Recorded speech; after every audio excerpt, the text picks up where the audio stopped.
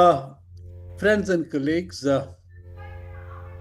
I'm really delighted and consider it my real privilege to welcome you to the 142nd. Am I correct? This 142nd chapter of the webinar series that INHAF is presenting for the past few years. The webinar series is appropriately titled Rethinking City. As many of you know, we have had over 600 experts, professionals, specialists, community groups, and solution providers come and share their perspectives, vision, understanding, and solutions in the last 4 years. And we have examined topics such as urban governance, municipal finance, public transport, climate change, infrastructure development, slums and housing, poverty, informal economy, and even Gandhi and city. We had a very diverse, menu that we have looked at. I'm also delighted that after a long break of over 3 months, we are presenting this 4-episode webinar series on municipal governance in federal systems.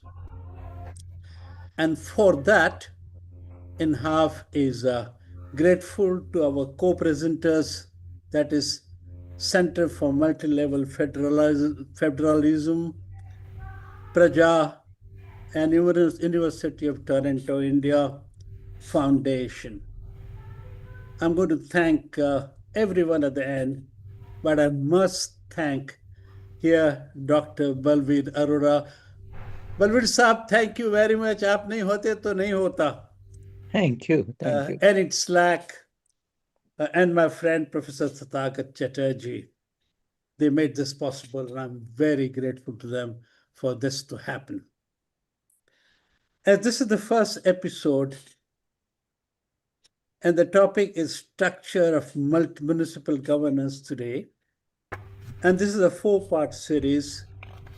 Let me tell you when are the other webinars taking place. The second one on the municipal leadership is on 8th April after about 2 weeks. The third on governance and small and medium towns is on 22nd April. And the last one on intergovernmental fiscal transfers is sometime in May 2006. So we are really spread out almost every 2 weeks one webinar.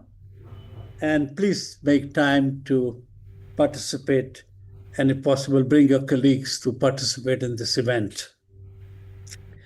Let me tell you why we are doing these webinars for so long. 4 years, 142nd webinar. What are our objectives? What do we hope to achieve? To answer that, I'm sharing with you some questions we've been asking as a part of this webinar series. It is about India's urban challenge, its complex nature. In my understanding, in our inadequate response, its impact on the nature of our cities and quality of life of the citizens. Price we will pay if we do not wake up to the demands of the challenge and need to put together a broad-based, widely inclusive societal partnership. We believe we require a societal partnership to deal with this complex urban challenge we have in India. And some of the questions that we've been asking are the following. Are we ready to absorb properly and adequately between 200 and 300 million people who would be in our cities in 25 more years by 2050? We're talking about additional 200 to 300 million people in our cities? Are we ready to absorb them properly? Are we ready to build in coming 25 years more than what we have built in the past 7 decades in form of infrastructure and services without polluting environment, without destroying nature systems and contributing to the greenhouse gases? That we have to build so much more in the next 25 years. Can we do it? And can we do it without destroying environment and the planet? The third question that we ask is, the climate threat has a spatial connect with urbanization and cities. Are we prepared for that? Are we prepared for the climate change? Simple question. Will slums disappear in the coming 10 or 15 years? I go on shouting and just speaking at the college the day before when I said, Bombay is the wealth capital of India, and the graph of people who live in slum is taller than the graph of people who live in ordinary houses. Is this going to change in the coming 10, 15 years? They estimate, the next question, that the urban infrastructure deficit, to cover urban infrastructure deficit in the coming 20 years, India would require $640 billion, more or less. Several estimates indicated that amount of money. We had JNNURM, one of the better organized, one of the better designed infrastructure investment programs. And in 10 years, almost huffing and puffing, we managed to invest just $14 billion. That's what we could manage. And we are talking about $640 billion in 20 years. Do we have the institutional capacity? Do we have the resources? Do we have the wherewithal to deal with this? So this webinar series is to take the urban challenge to people. And in my understanding, it's never happened before. It is based on the conviction that India's urban challenge is very formidable, and meeting it is not possible by any single agency or institutions or entity.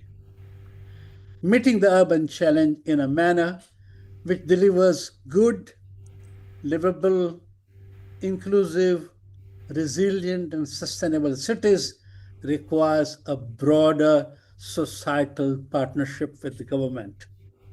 And all actors and stakeholders will need to contribute meaningfully.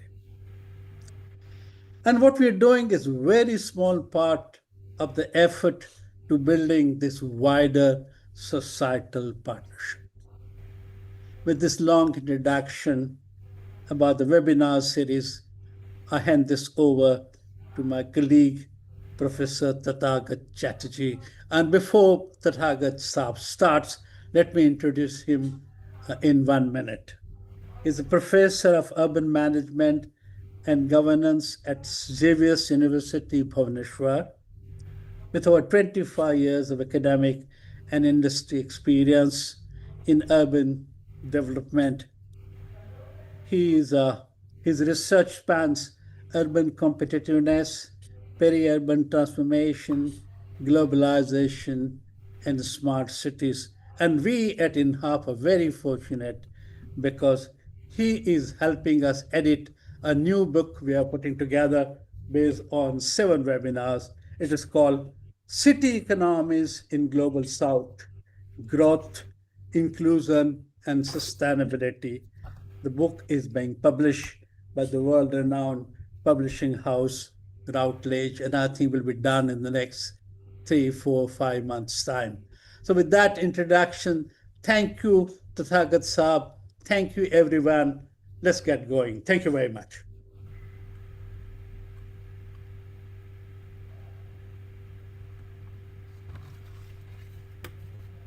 You're mute. Tathagat Saab. You're mute. You're muted. Okay. Yeah. Okay. So, thank you, Kirti Bhai, for this very generous introduction.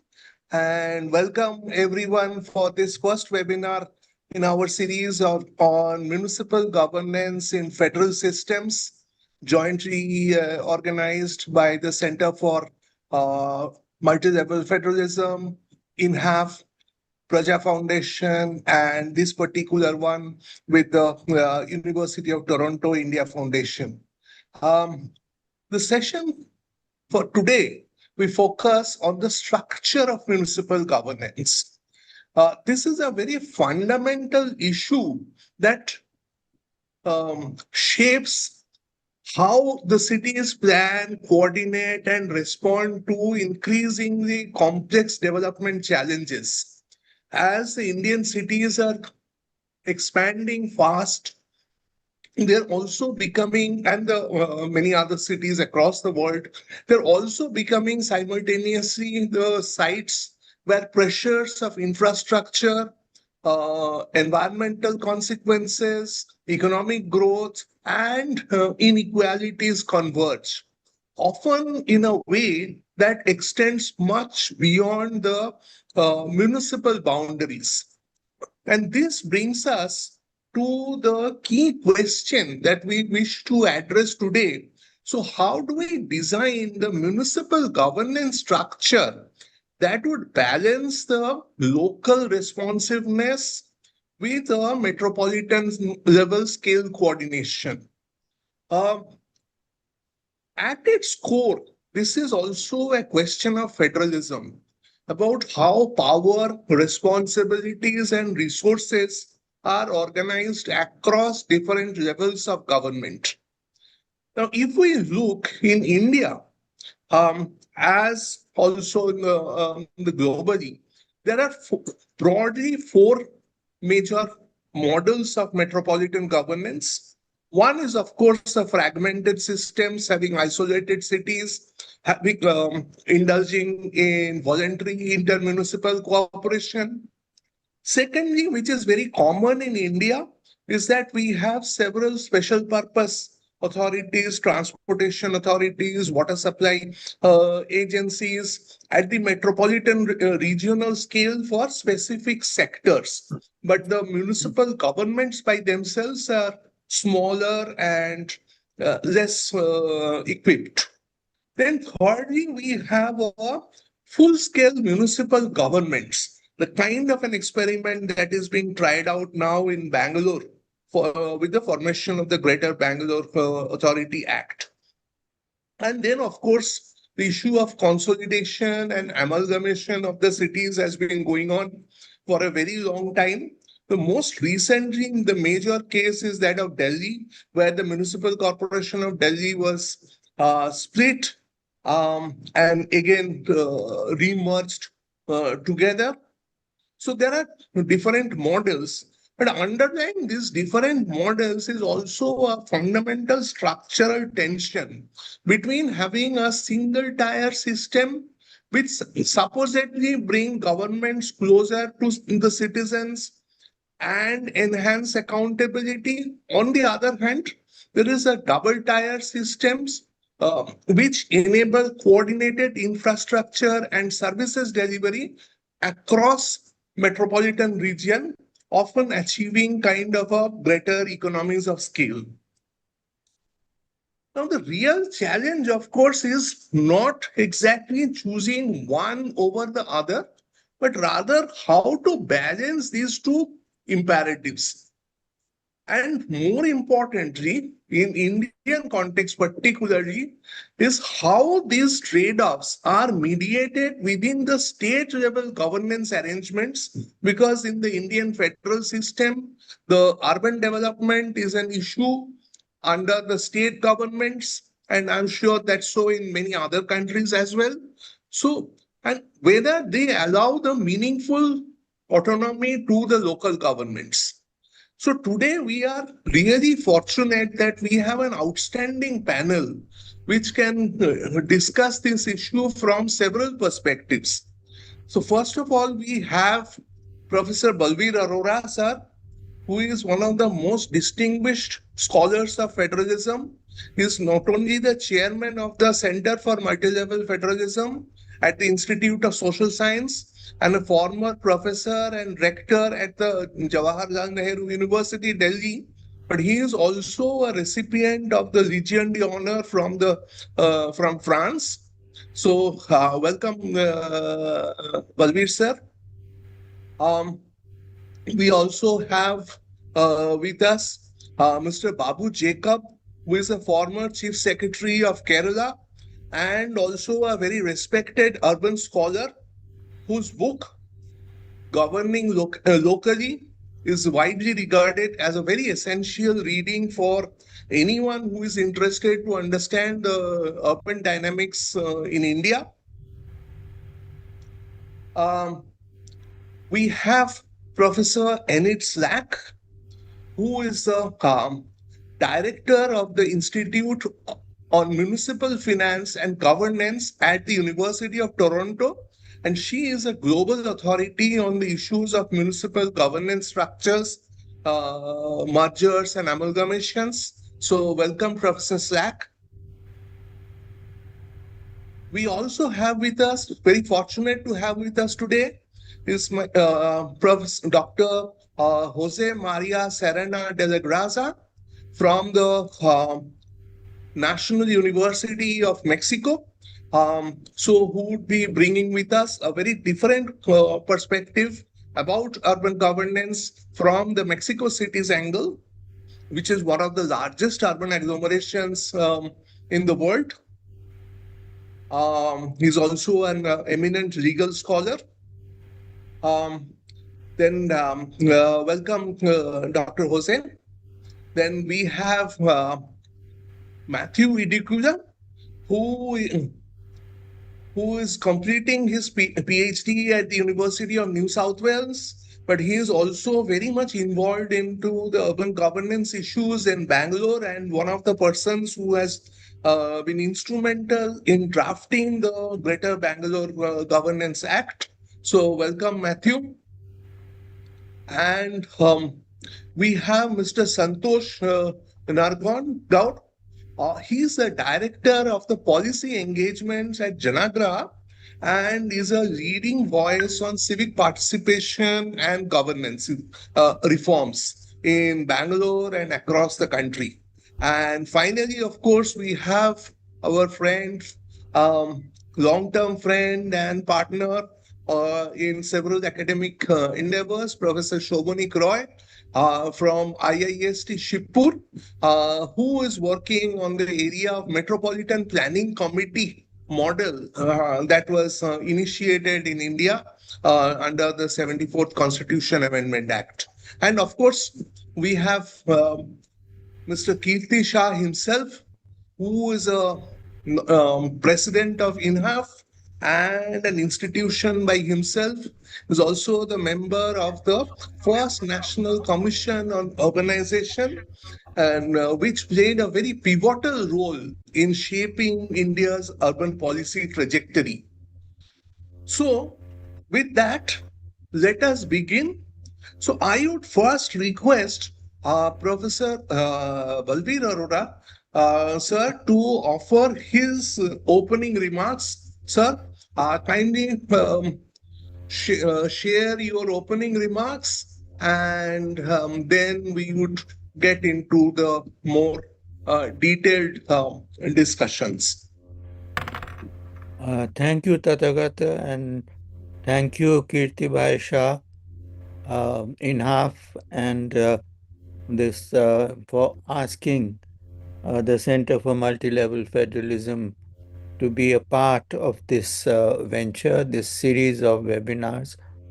And I'd like to just spend a few minutes introducing, first of all, the center, which is located in Delhi at the Institute of Social Sciences, which celebrated its 40th anniversary this year. The center itself is 15 years old and has a wide range of members across India, including Professor Tathagata Chatterji and Mathew Idiculla, two faces that I see here. The Institute of Social Sciences has been devoted to the study of local self-government, and more particularly the development and impact of the 73rd Amendment, which concerns rural self-government. And in that, it has pioneered the state of panchayats, as they are called, the local self-government bodies, and regularly publishes volumes on how this reform is progressing. One factor that I would like to flag is the Institute's particular interest in the participation of women in local self-government. As we have a system of reservation of seats at that level, and so how that has worked has been of interest. Currently, the government of India is talking about contemplating introducing reservation of seats for women in the national parliament. It's a very live subject. So I think that is one aspect where we can look at how the participation of women in the governance structures of urban bodies could have an impact and a role and could be a factor for governance. So that is one thing that I wanted to flag. The second thing is that the Center for Multi-Level Federalism, which is a member of the International Association of Centers for Federal Studies, has been concerned with the question of structures and institutions at multiple levels. Now, multi-level as a concept first was mentioned in India in the context of multi-level planning by the Planning Commission in the 50s and 60s. From there was increasing talk of multi-level governance, and we are today also using the term. But I think what we need to look at and how we can bridge the gap between the two is between multi-level governance and multi-level federal democracy. I think the question of basing it on the participation, democratic participation at the grassroots level, and then further up in the when we look at the different levels of the system, I think I would commend that for special consideration. There are a number of issues that one could flag and could look at when we are looking at the way in which structures of governance are being considered for large metropolitan areas. Of course, there is a subset of issues which concern the governance of capitals of federal systems. I think that subject has been separately studied because the fact that it is at the same time meeting the requirements of self-government and meeting the requirements of a national government with sovereignty functions and with peculiar conditions, requirements of security and so on with the embassies. So that aspect is a separate thing which is the object of comparative study. I know of some work that the Forum of Federations of Canada has done on this subject. More than that, I think we are concerned with the broader range of metropolitan cities and how they can cope with the challenges, and the challenges end up being similar. And I'm happy that we are going to be discussing, for example, the way Bangalore is being governed. And I think the Kerala experience will no doubt come up in a big way. But the questions which puzzle us are, for example, the the question of pollution, atmospheric pollution in large cities. There in Delhi, but increasingly there in other cities. And the puzzle is that the resources are available, the will should be available, because those who decide are also breathing the same air, and yet the the problem defies solution. So I would commend that as an area where one needs to look as to why. The second, of course, and Bangalore is a prime example of congestion, which is the two are linked to the vehicular congestion and pollution. But it's something that we need to uh, ponder over. The second, if you'll allow me briefly, the second thing that I would like to flag is the importance of the notion of collaborative governance in the management and the uh, challenges of urban cities, building on our experience of local self-government institutions. We are not here talking only of public-private partnerships. We are talking of something which is uh, partnerships with civil society organizations and democratic partnerships. How do you structure the involvement of civil society groups and stakeholders in a collaborative governance framework? I think that is something that we could consider. And then finally, again, I would flag the reservation for women. So, to conclude my brief remarks, and they are intended to indicate both the interest that the Center for Multi-Level Federalism has in this series, and we are happy and privileged to be part of this effort.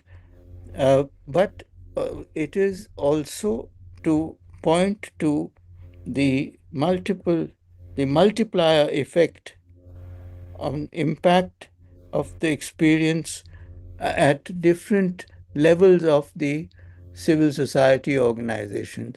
I could talk about how the emphasis I've been involved with Water for People, the emphasis on providing drinking water and facilities in terms of toilets, the impact that has on the lives of the girl child in schooling, on women, and so on.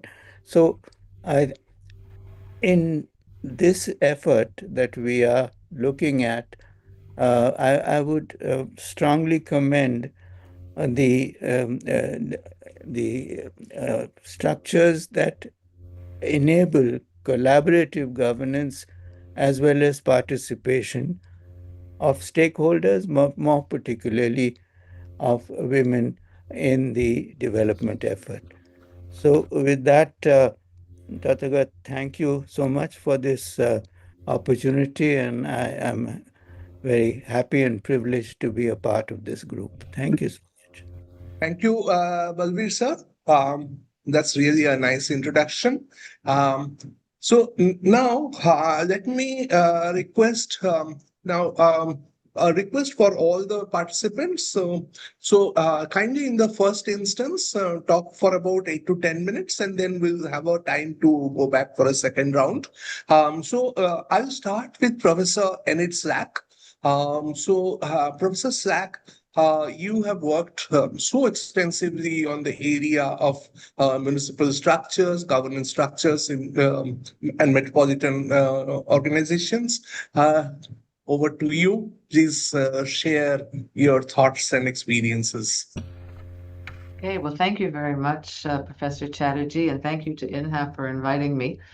I'm really happy to participate in this webinar, and thanks to Professor Arora for the shout out of the book on capital cities and federal systems. I have to say, the first time I came to India, to Delhi, was to work on that book with the Forum of Federations, and we published that book and subsequently published a book on metropolitan governance, or sort of governance and finance of metropolitan areas in federal systems. So we did the two books, one on capital cities, one on metropolitan areas. So thank you for that. So I was asked to talk about Toronto, and that's what I'm going to spend my initial remarks talking about. I want to give you a little bit about the Canadian context for Toronto, the history of metropolitan restructuring in Toronto, and touch on some of the analysis and impact that we think it's had. So like India, Canada is a federal system. We have a federal government, 10 provinces and 3 territories, and about 3,500 municipal governments. In the Constitution, municipal governments are responsibilities of the province, and that's really important. So the Constitution sets out the rules of the federal government, the rules of provincial governments, and local governments are just one of the responsibilities of the provinces. And that's really important because when it comes to things like creating municipalities, amalgamating municipalities, this is all done under provincial legislation. So the province determines what municipalities spend their money on, what they can raise their revenues from, and everything else that they do. So municipalities in Canada deliver a wide range of services: water, sewers, roads, transit, fire and police protection, garbage collection and disposal, parks and recreation, so a whole range of services. Their revenues are more limited. They rely largely on property taxes, user fees, and transfers from the provincial and federal governments. Toronto itself is a city of about 2.8 million people.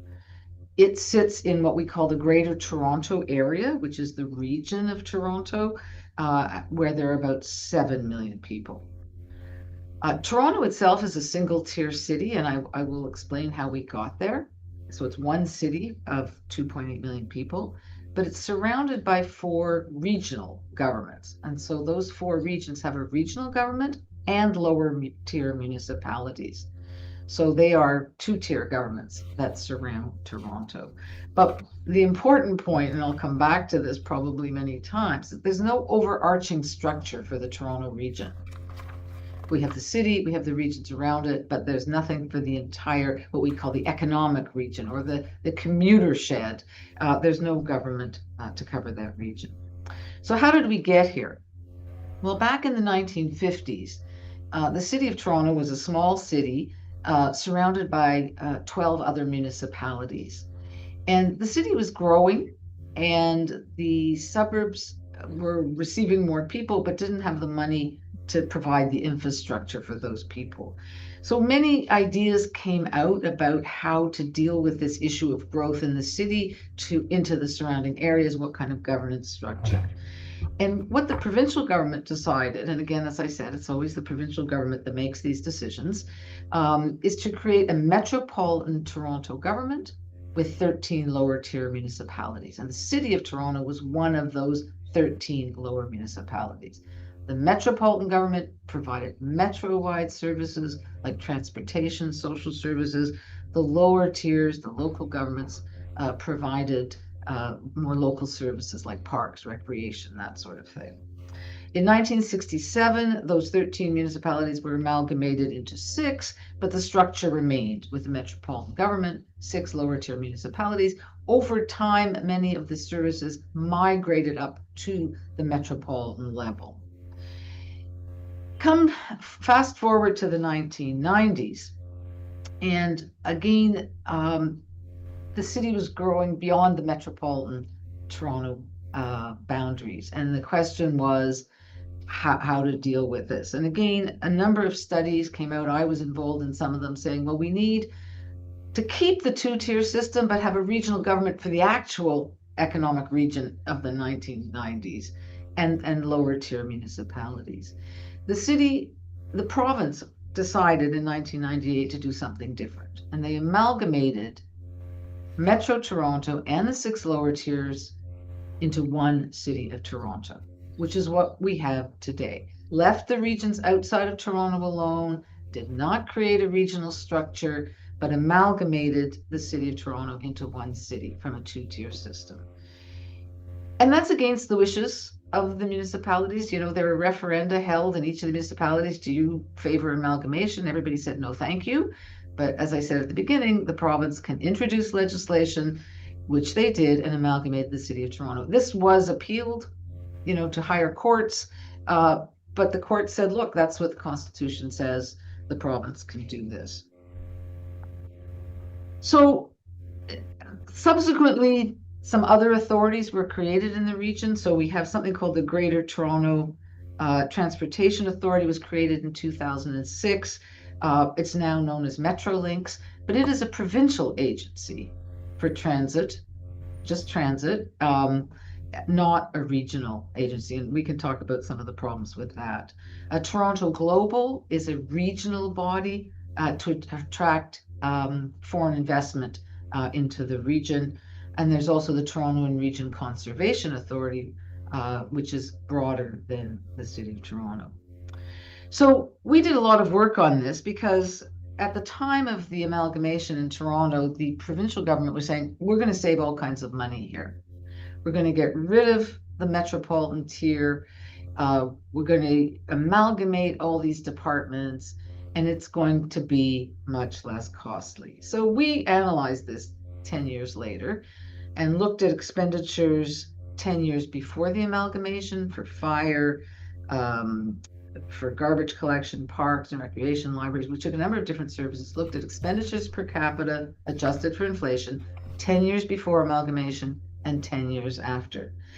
And what we found was that in per capita constant dollars, these expenditures in each of the municipalities was actually declining. And as soon as amalgamation happened, the expenditures started to go up. This did not surprise us because you would expect that there would be harmonization of service levels and harmonization of wages and salaries. You would expect that if you were amalgamating 6 fire departments, they now all have one employer, they're going to have to harmonize the wages and salaries, and they're going to harmonize them up to the highest expenditure municipality. They're not going to be able to bring anyone down. Everybody goes up. And so on all of these services, with the exception of libraries, all of them saw increases in expenditures after amalgamation.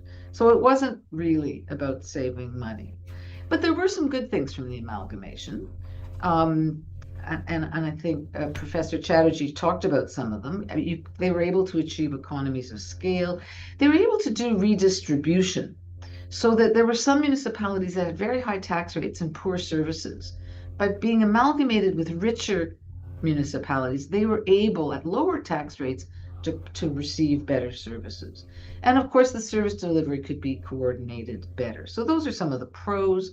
Some of the cons, some of the disadvantages, where there was a loss of a local responsiveness, local autonomy, and local accountability. So you, again, we talked before about the balancing act between the advantages of being big and the advantages of being small. The two-tier system in Metro Toronto was highly regarded around the world for years, but we decided to replace it. So my last point is that, in my view, and I've said this many times, we created a city that's too big and too small. It doesn't sound like that makes sense, but it's true because it's too big to have that local responsiveness that it had before, where you could go to your local city hall and complain about problems on your street. It lost that local responsiveness, but at the same time, it was too small to deal with those regional issues like transportation and land use planning, the sharing of social service costs. So it was not a great amalgamation. Again, the 1950s decision for the two-tier structure, very successful. The amalgamation in 1998, much less so because it created a city that's too big and too small. So I will stop there. Thanks very much. Thank you, Professor Slack, for a very comprehensive overview about the governance structure of Toronto. I have some questions, but I will hold on the questions for next round. So now I would request Professor Jose Maria Serena to give us an idea about how Mexico City is governed, which is one of the largest urban agglomerations in the world. And it's a very complex city. So over to you, Professor Jose. Thank you, Professor Chatterji. Thank you for inviting me here. The title of my presentation is Municipal Governance in Mexico City, in Mexico's federal system. That's the title.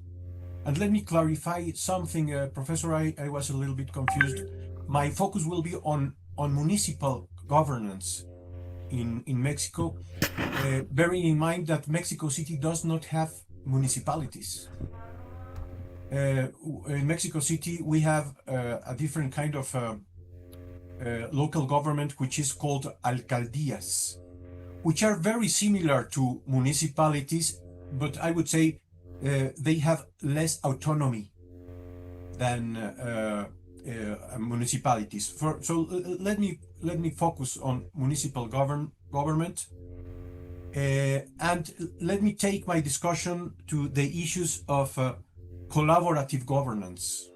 We have different instruments of collaborative governance established in the Constitution. So in the end of my presentation, I will explain those instruments. But first of all, please let me tell you a little bit about Mexico's federal system. I would say that in order to put things as simple as possible, we followed the US model. The basic characteristics of our federal systems are very similar to those of the US Constitution. We have a list of exclusive powers of the federal government. We have a residual clause in favor of the states. We have bicameralism. We have a Senate that is supposed to represent the states at the federal level. We have federal authorities that implement federal statutes and laws, and we have state authorities that implement state laws. We also have a list of shared powers. We call them concurrent powers, but I will not get into that discussion. Now, in spite of the resemblance to the US model, we have a very centralized federal system. Two reasons why we have this system, or two examples of why we have this centralized system. First of all, we have a very large list of exclusive powers of the federal government. It's a huge list. It's in Article 73 of our Constitution. And just to give you an idea, this article is one of the largest articles in our Constitution. And the other reason why we have a very centralized federal system is, or has to do with taxation. The most important taxes are federal taxes, are exclusively federal taxes. For example, income tax is exclusive of the federation. The VAT is also tax exclusive of the federation. So states and municipalities are dependent, I would say, are dependent on federal transfers. And there are different kinds of transfers. I will not get into that discussion. Mexico is formed with 31 states and Mexico City. The states are formed with municipalities, and Mexico City is formed with alcaldías. Alcaldías are similar in structure to the municipalities, but they have less power, they have less autonomy. That is, Mexico City has a more centralized government. Basic information about municipalities. There are 2,478 municipalities, which are very diverse. There is a lot of diversity in the characteristics of our municipalities. Some are rural, others are urban, others are metropolitan, others are cross-border. No, in the border with the United States, we have several municipalities that are very, very close to counties of the United States, and they have to work together with those counties. And we have indigenous municipalities.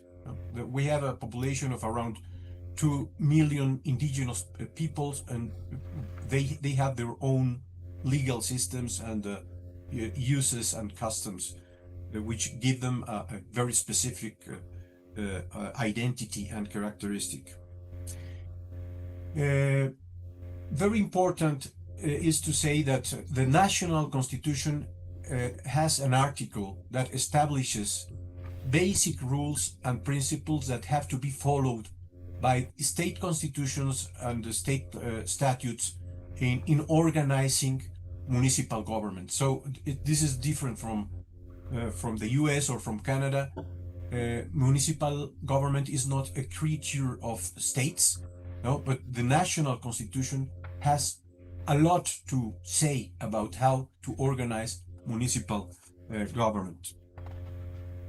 Very quickly, the structure of municipal government. Each municipality in Mexico is governed by a council that we call ayuntamiento. This is a collegiate body elected by direct popular vote.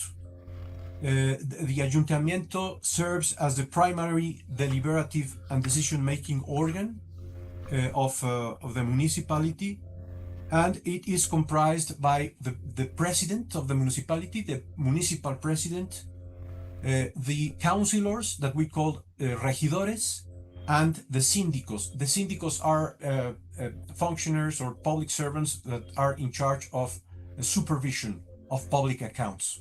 Or also they have functions as representatives, legal representatives in case of conflicts with other municipalities or with the state or federal government. The elections and terms. Municipal elections in Mexico are conducted through direct, universal, free, and secret vote.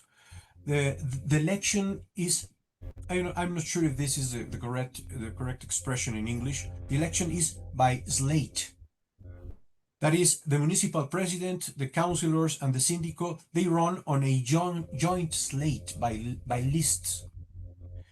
So the list that wins the election wins everything. But there is a system of proportional representation that allows opposition parties to get into the council. An important characteristic of our municipalities is that there is no immediate re-election, immediate re-election of municipal presidents and councilors. And the terms of office of all these public servants is of 3 years. Functions and responsibilities, very similar to those already mentioned by Professor Slack. Potable water, drainage, sewerage, wastewater, solid waste collection, transfer, treatment, disposal, public lighting, markets, cemeteries, slaughterhouses, local policing for public security, maintenance of streets, parks, and gardens. But in the Constitution, in Article 115, there is this provision which states that state legislatures may authorize additional functions to the municipal governments according to the characteristics and administrative and financial capacities of municipalities. I will I have a little time, but I will finish with just mentioning some mechanisms of collaboration that are established in the Constitution. I will just mention them. One, there is the possibility of inter-municipal coordination and the formation of association of municipalities. This is in the Constitution. There is the possibility of agreements between municipalities and state governments to allow the latter, to allow state governments to temporarily be in charge of services and functions that belong to the exclusive competence of municipal governments. This is also in the Constitution. There are agreements between municipal and state governments to allow state governments to administer taxes that in principle are of the exclusive competence of municipalities, for example, the property tax. There are agreements between municipalities and federal government to allow the federal government to be responsible of the administration of federal zones. There are agreements between federal government and states by which state governments become responsible for the exercise of functions that are in principle of the federal government. And there is the possibility of joint and coordinated planning and regulation of metropolitan zones that include 2 or more urban centers that belong to 2 or more states. This is also in the Constitution.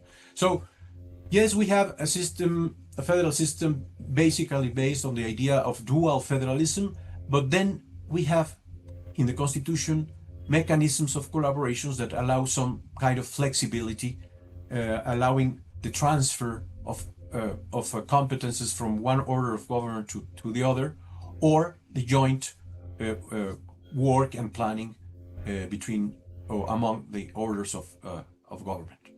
I will finish with this final reflection.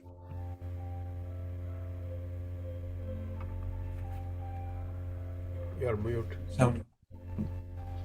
Thank you, Professor Jose Maria, for giving us such a comprehensive overview about the constitutional structure of municipal government in Mexico and Mexico City in particular. That's really very interesting. It's a kind of a contrast to the system that we have in India to some extent. Now, let me now go to Mr. Babu Jacob. Mr. Jacob, you had been helm of the government of Kerala for a long time, and Kerala is often held up as the icon of participatory, people-centric government. And what is your take on this issue of metropolitan governance? And also another fact is that Kerala has recently come up with a state-level urban policy. So it is the first state in India to have a state urban policy. So how do you negotiate this challenge between government that is closer to the people and at the same time a metropolitan level coordination? Thank you very much.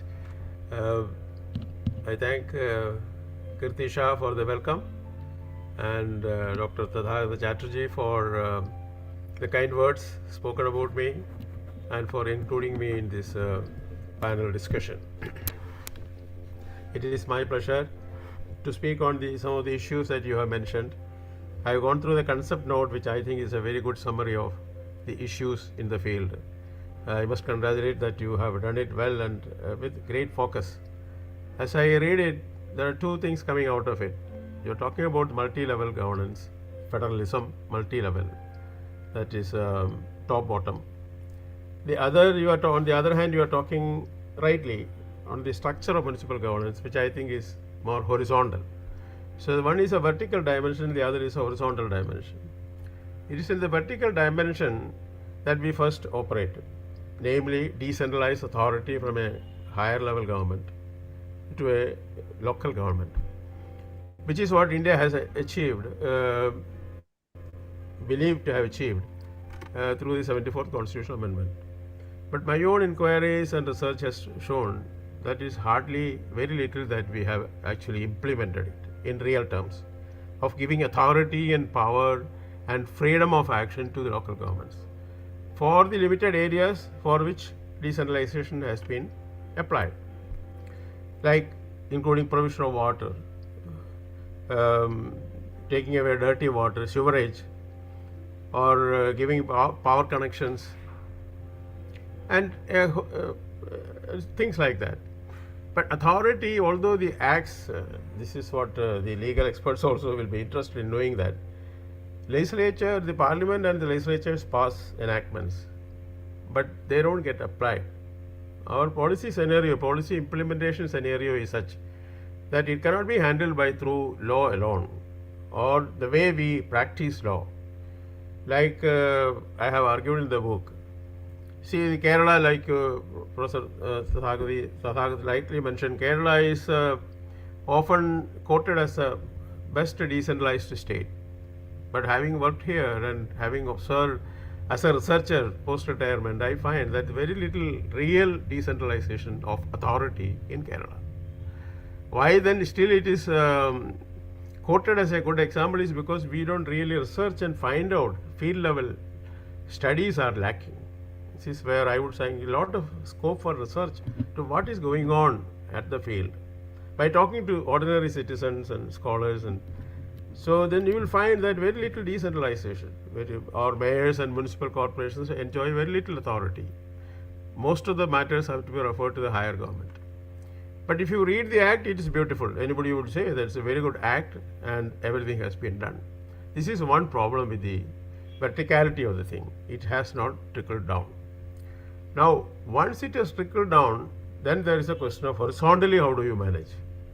Because as Professor Kirtish has said, our urban growth is very high, projected to be very, very big in size. More of India is getting urbanized. So how do you, when urban growth is spreading, how do you catch that within a municipal governance framework? As one scholar said, all municipal is urban, but all urban is not municipal. That is a problem. All urban is not municipal. In fact, much of the urban, actually urbanizing part of a urban enclave is still under rural governments, under panchayat governments. So how do you operate that? Do you have one city and number of, you have one city and some municipalities around it, some proximate, some little away. So how do you in such a situation organize your governance so that the basic provisions are able to be provided by these locally elected different governments, city government and some municipal governments together? Because the problem is to be addressed together, not one municipality, another municipality, because water supply. It cannot be one water supply arrangement for a municipality and another one for adjoining municipality and a third one for the city which is also around it. Therefore, these are issues which have to be collaboratively handled. How do you do that? What kind of arrangements? Now, your concept note talks, page 2 talks about 4 possible governance arrangements for this one. That is, in fact, that also the 2 options, the regional authority, regional government models, actually bring in the problem of the central authority trying to creep into the local area. A regional authority or a regional government means again the hands of the higher government, trying to control and trying to do what is essentially to be performed by local governments. But if we are talking about spreading the municipal or coordinating or working together with the municipal governance, there can be different ways of doing it. And I think it should not be one model. It can be different models made to the context. For instance, if I take Kerala, which is one of the smaller states where I come from, Kochi and Trivandrum, our 2 major cities, they are quite different in their nature. Kochi, for instance, there is a city. Immediately around it, there are 3 or 4 or 5 municipalities. And within about few kilometers, there are other municipalities. Whereas in Trivandrum, there is one city, and the municipalities around it are at least some 25 kilometers away. Nothing nearer than that. But doesn't mean that Trivandrum is not growing. It is growing into the panchayats. They are not even municipalities as of now. So that the approach that you take for Kochi cannot be the approach you take for Trivandrum. The thing is that we will have to work out for every urban area, I think, an arrangement of governance which takes into account these actual contextual facts. That way, the Bangalore, this Urban Governance Act, I find very much inadequate. It has not worked how the problems of the city, the citizens, are to be addressed. They are just theoretically proposing a thing. Because in Bangalore, for instance, all the major supply, water supply and sewerage, all the arrangements are not within the hands of the local government already. It's not with the city. And you talk about a governance act and arrangement. By merely putting it into a provision into the law, you cannot do these things. But then the question comes, if it is given to the local, the array of governments there, how do they perform? This is where our governance ability has to be shown. There could be very many ways, because for lack of time I will not like to go into all that, but mention that, see, there could be, everything has to be under the leadership of the elected government, because we are basically talking about democracy. That is where we begin actually. Decentralization starts with democracy only. So finally, for democracy, and this concept note also very nicely talks about how do you coordinate between democracy and the ability to deliver services. The services are basic, we will say basic services, water, sewerage, and things like that are basic services. But the services are basic, but the arrangements for their provision are not really basic, they are complex. The technology is not very advanced, commonplace. But application of the technology to a huge population in a given area, with quality, how do you deliver water? With pressure in the ultimate delivery point, and with good quality of water, how do you deliver? It's not high technology, it's a basic service, but the arrangements are not basic, it's much complex. How do you do that? Now the presumption so far has been, like in the Bangalore case, to assume that if the state government is there, then this can be taken care of. That notion has to go. It is a local government function. That is what the law has already decided. That is where democracy comes in, local people doing it. Now for that, within the, first of all, the one solution would be for the state to break up its, what is called parastatals, big, the water authority or electricity arrangements. Break it up into pieces and give to cities, and they will manage. So if it is assumed that they are all very specialized matters which cannot be put under a mayor, then you form a separate entity, legal entity, like a special purpose vehicle or something, but controlled by the city, elected city government. There can be various ways of doing it.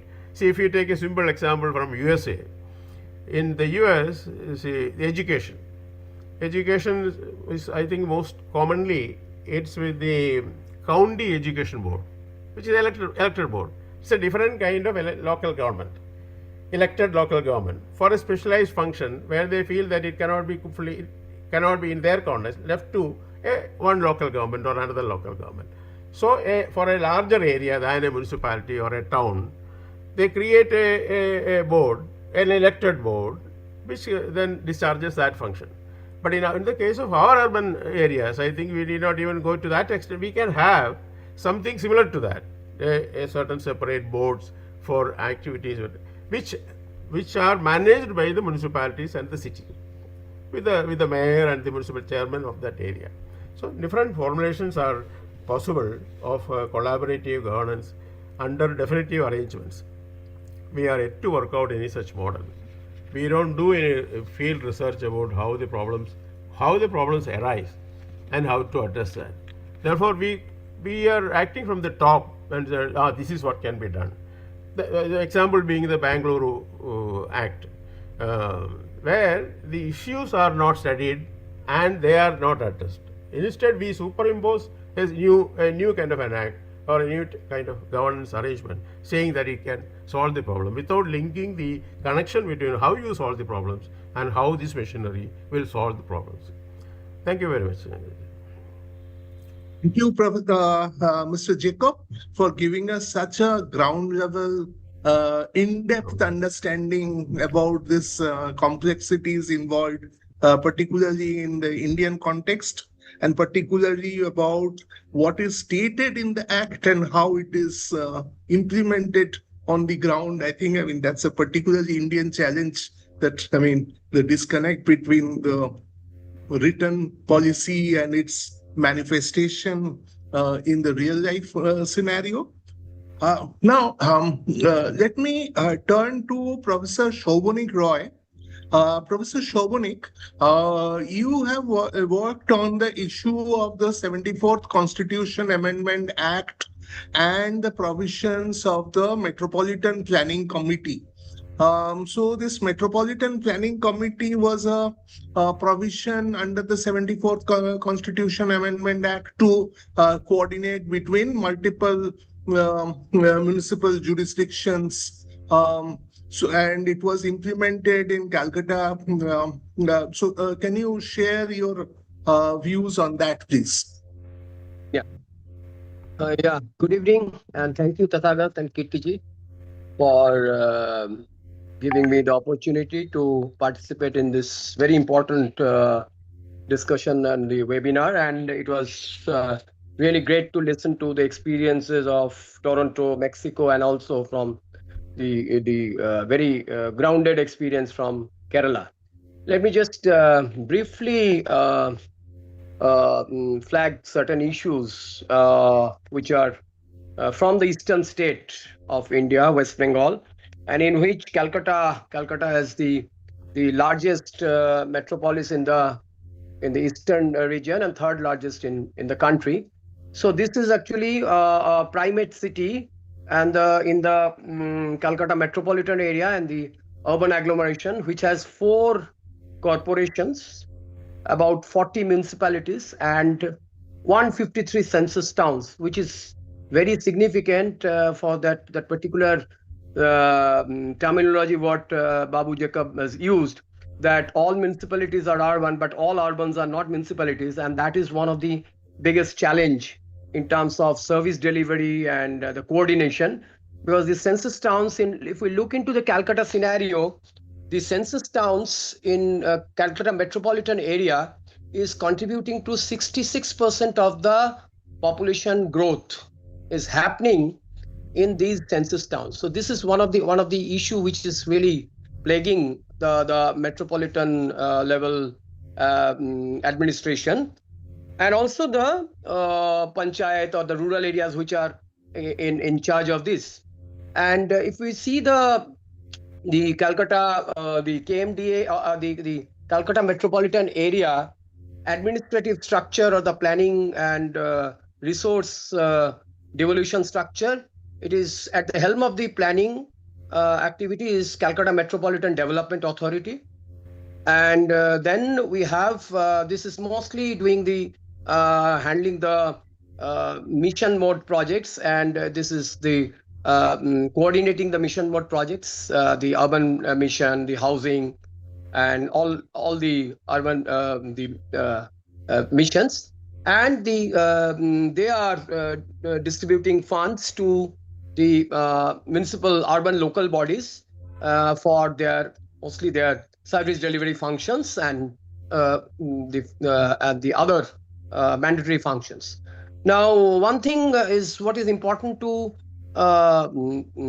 note here is that this Calcutta and the state of West Bengal was under the left rule for more than 3 decades, from 1977 to 2010 or 11, and a very distinct, a very well articulated urban policy was drafted and was also to a certain extent implemented, which has 3 focuses. One is on the land reform, mostly in the rural areas, but also to a certain extent in the urban areas, that is which are now the census towns.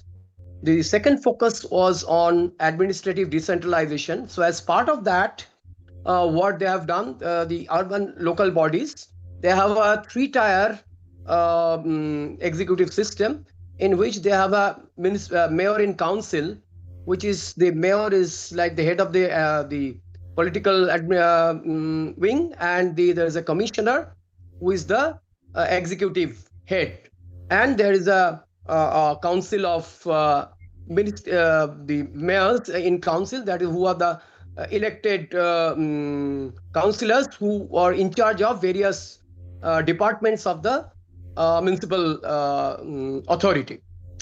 And the third focus was on the poor, the urban poor and the rural poor.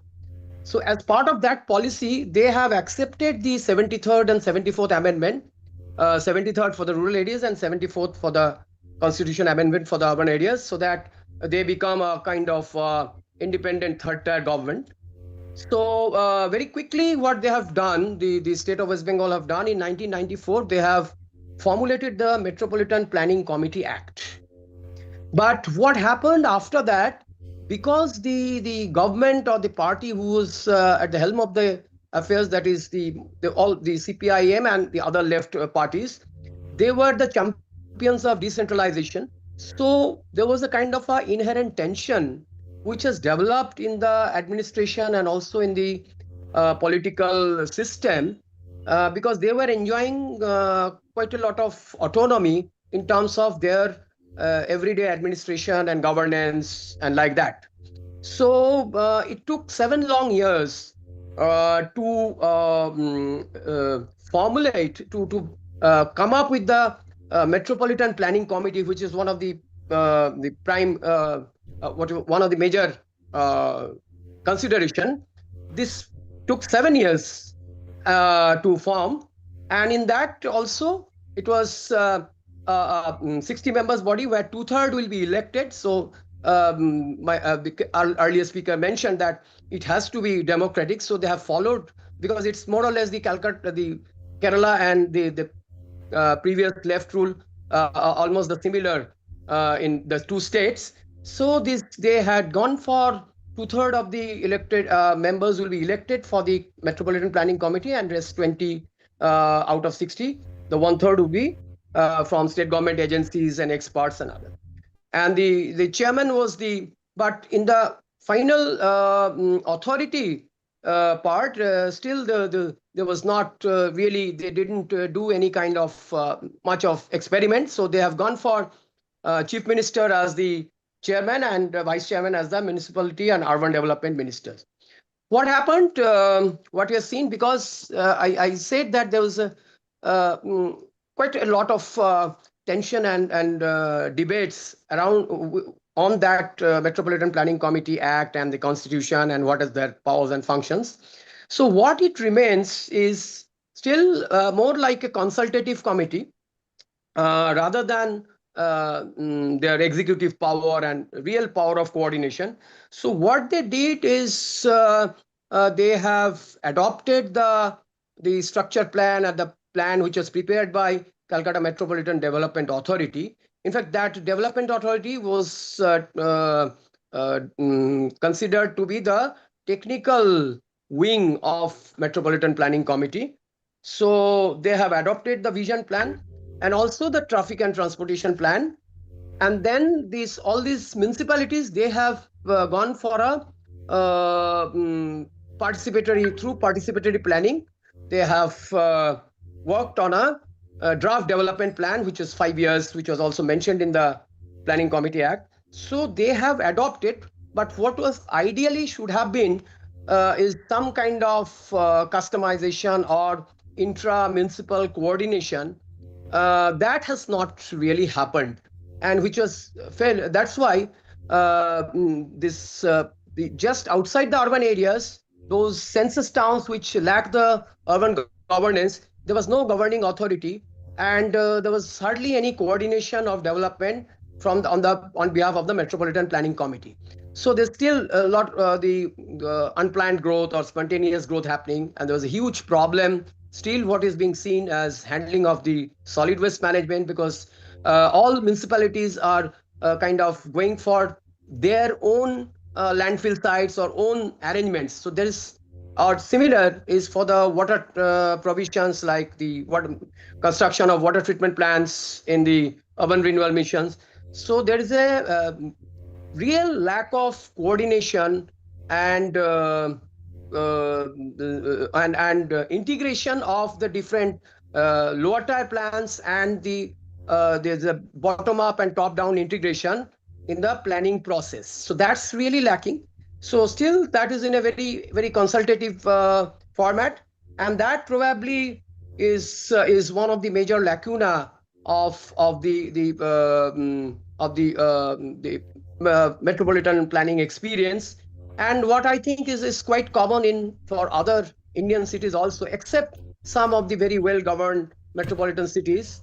Most of the places what we see that there is a provision in the legislation, there is good provision, and all these are laid out what will be the kind of areas of coordination and also devolution of revenue generation powers and other resource mobilization avenues.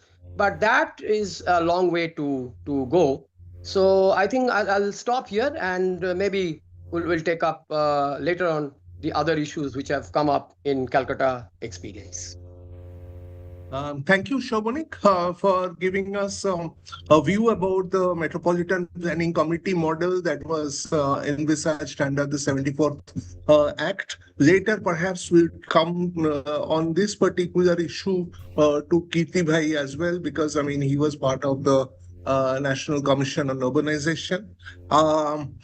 So now let me turn to Mathew. Mathew, you had been part of the Bangalore Governance Act. You have played a role in framing of that act itself. So can you please share your thoughts and to what way that is really unique?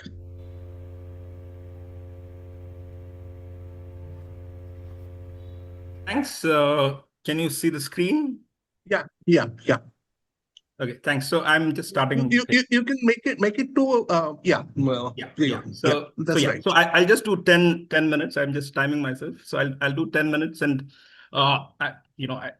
some of the Bangalore sort of questions will eventually, invariably sort of come up in the second round also. I'll just do the framing initially, and the more sort of clarifications about it can hopefully come in the second round. So firstly, thanks for the invite. So let me just get started, so that because I have to cover quite a bit, and I want to sort of do it clear and fast. So what is the context that based on the concept note? I'm just reframing the context that is there for us. We are looking at how we're looking at of urban governance, just not looking at municipal local governance, right? We're looking at urban governance from a larger perspective of looking at how do we plan and govern possibly the city region, not just a city. Increasingly, we see that the city region is recognized as an important level as an economic unit. And how do we plan and govern the city region? This is the key question before us. And in some ways, this is coming up, and this is being recognized in many documents, including the recent budgets that came in, which spoke about something called city economic regions, and the government has given, the union government has given a huge grant to develop city economic regions. So, and of course, we have the context of what is happening in Bangalore with the Greater Bangalore Governance Act. So the couple of questions I'm trying to frame here based on the concept note is, how can municipal structures balance, local democracy with the larger needs of the city region? And does the Greater Bangalore Governance Act offer some sort of pathway for this, or is it actually reproducing the existing power structures that we have both in the state and in society? So, and this takes us back to some of the larger questions around at what level do we want power to be located at? Should power be located, going by the principle of subsidiarity, should power be located at the unit which is closest to people? Or should we look at power being, sort of located above, so that you can take advantages of economies of scale? So, these are sort of, trade-offs in some ways. And I mean, I don't want to, discuss this much, because in some ways it was covered in the opening remarks, as well as maybe some extent by Enid Slack. And in fact, this framework which I'm using is is based on Enid Slack's work around what are the trade-offs when you go for a one-tier fragmented model. What do you gain? What do you lose? What do you gain? What do you lose when you go for a fragmented model? And what are, what looks like largely advantages of having a two-tier model, which can actually tap into the advantages of a one-tier sort of system or a fragmented system, because that allows the government to be close to people. So it gives you access, accountability, economic efficiency, local responsiveness that can be handled at the lower level. And at the second level, you can have the advantages of scale. That is, questions around externalities, economies of scale, regional coordination, equity. So in some ways, a two-tier model is able to take the advantages of both. So theoretically, it sort of works. We heard what happened in Toronto. So it does not always work in the political context as we see. Moving on. What is the constitutional imagination? We already have some understanding of the 74th, so I don't want to get into the details of the 74th. But very interestingly, the 73rd Amendment actually speaks about 3 levels of government, at the local level. So the third level has 3 levels. That is Gram Panchayats, intermediate block, Taluk Panchayats, and the district panchayats. But the 74th speaks about 3 types of municipalities. That is municipal corporations, municipalities or municipal councils, and nagar panchayats. So here the imagination is that for cities, for urban, power is concentrated in a single municipal authority. And this vision of having actually multi-level sort of governance isn't there in the urban, whereas it is there in the rural. This is an interesting sort of distinction that we see.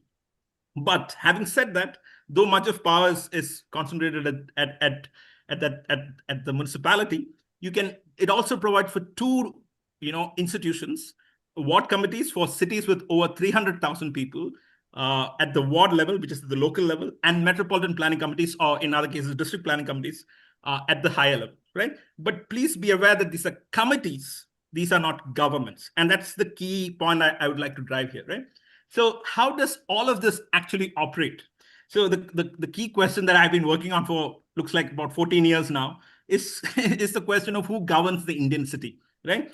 The Indian city is not governed classically by a city government. You have city government, the city of Seattle or the city of Los Angeles, governing cities. We have a bunch of different actors, so there's no city government. We have a bunch of actors. I've just given a diagram of so many different actors involved in governing, the city of Bangalore, for example.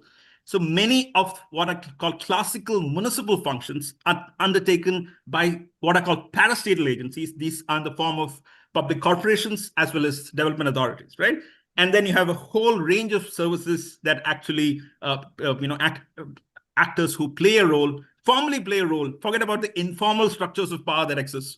Beyond all of this, you have informal structures of power. Formally, you have all these agencies. So the municipality or the municipal corporation is just a small actor. It's just one actor, especially for metropolitan cities. It's just one actor among a galaxy of actors who are actually responsible for driving city governance, right? So that is the context that we're dealing with. And in that context, we see that there are also ideas for metropolitan governance, which have been there historically over the last about 50 years. We've been thinking about metropolitan governance since the 60s and 70s, that when it was set up. So we have 53 urban agglomerations with over 1 million population. And within that, we have various types of bodies that have come up. You have development authorities and metropolitan region development authorities. These are 2 types of bodies that have been constituted across various states in India. This has a long history. Many of them, interestingly, constituted exactly in 1976 during the emergency. Multiple development authorities and metropolitan development authorities created across India. And these have played a major role in governing the cities. Most importantly, as I've highlighted here, these are bureaucratic machines. These are not political. They are under the control of the political state, but they are largely bureaucratic machines.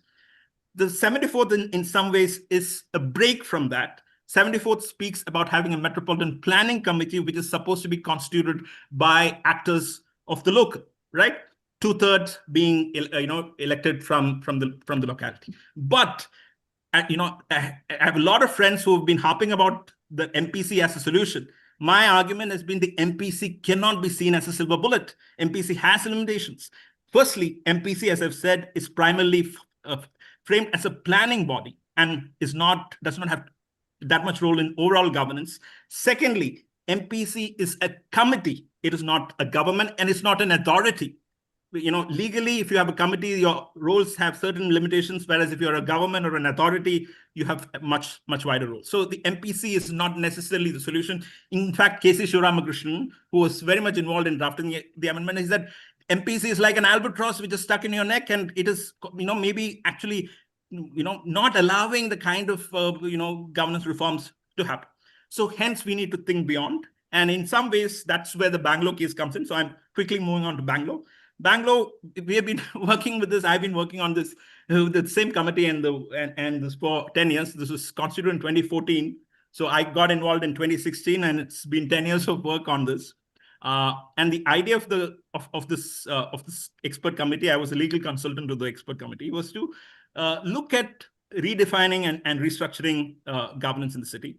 So it basically, the idea was to do two things. One is, as I said, there are too many cooks and, who are involved in the governance of the city. How do we integrate all of them, at least at some level, bring them together? So that was integration at one level. And the other was deep decentralization through splitting the, consolidated one-tier government and creating smaller governments, and also giving powers further down to the ward. And that was the idea of a three-tier structure. You can see ward being the fundamental unit with a lot of powers, municipal corporation being the middle level with multiple municipal corporations, and a Greater Bangalore Authority which is supposed to just hold everything together.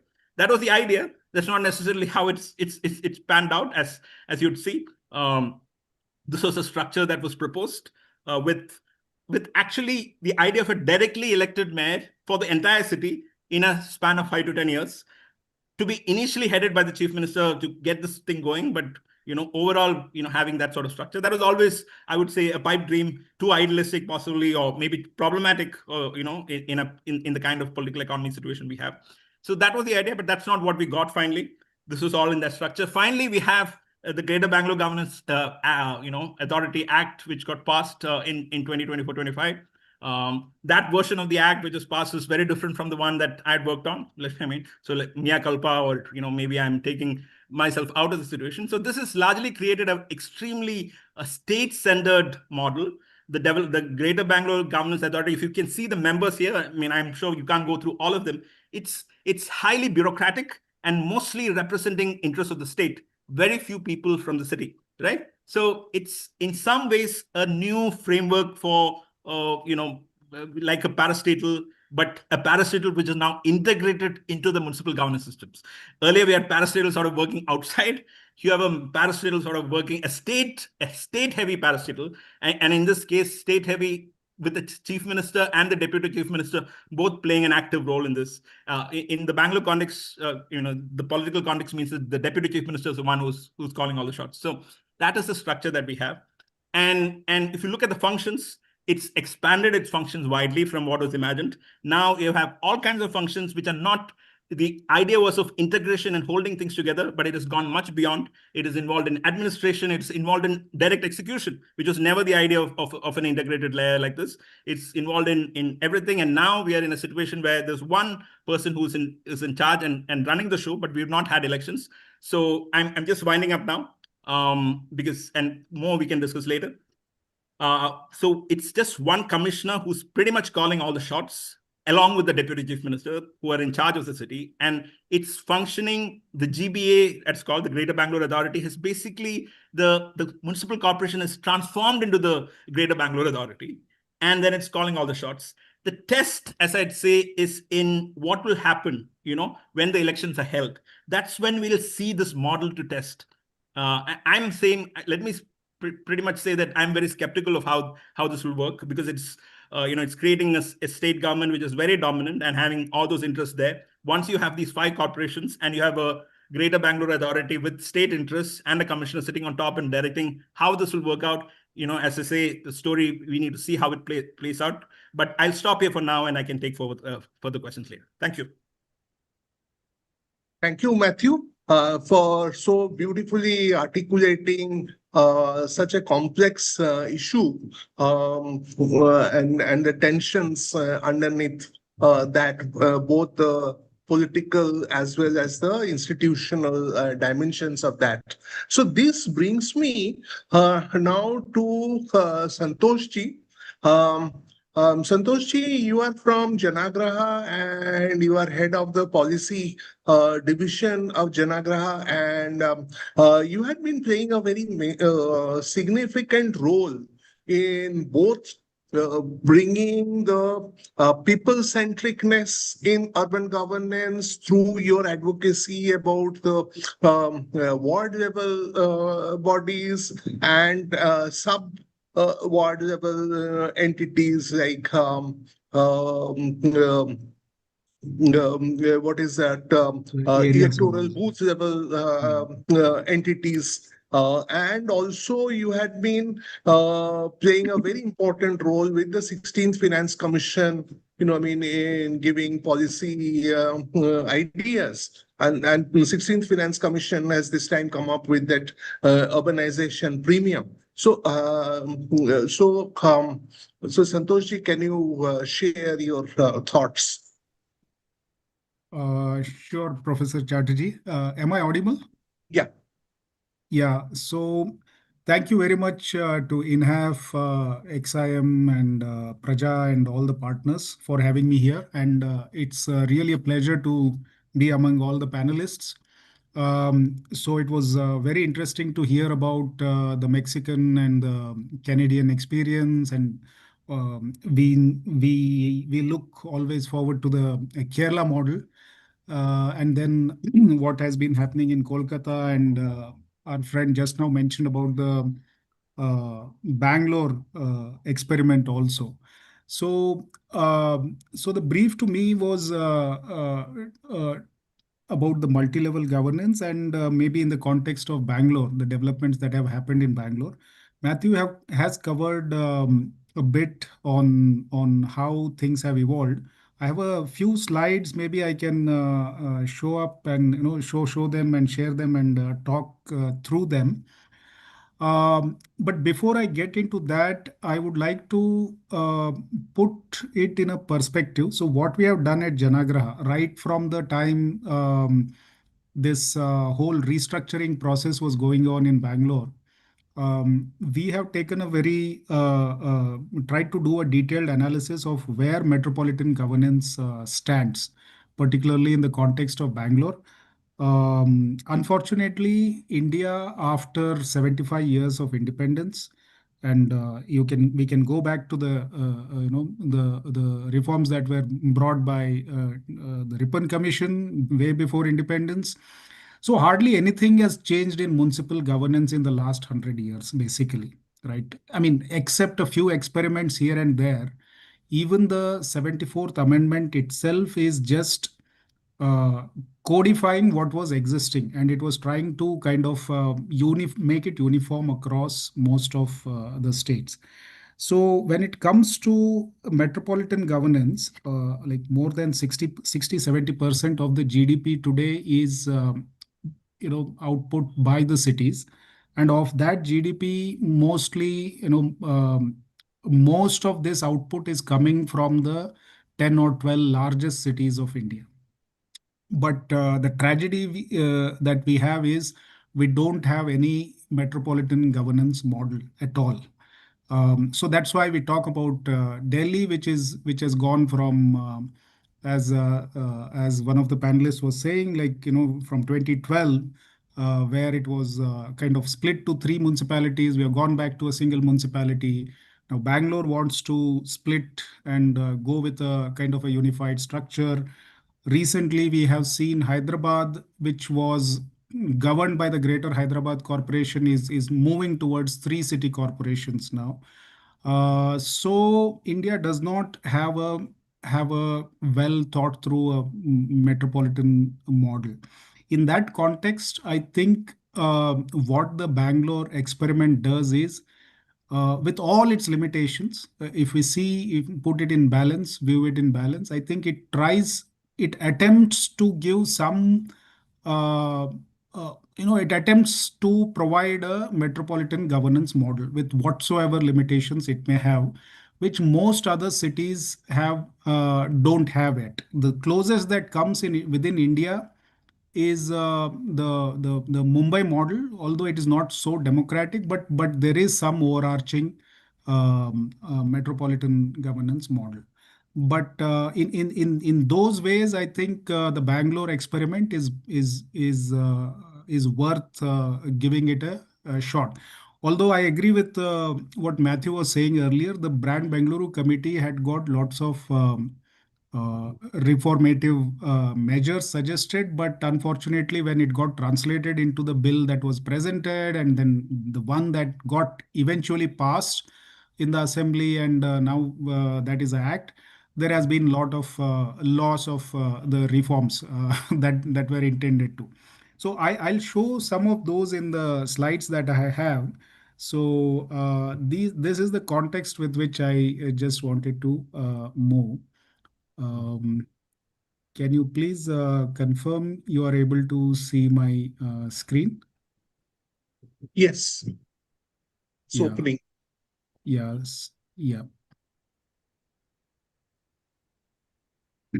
So hope you are able to see this, my opening slide. Yeah. Yeah.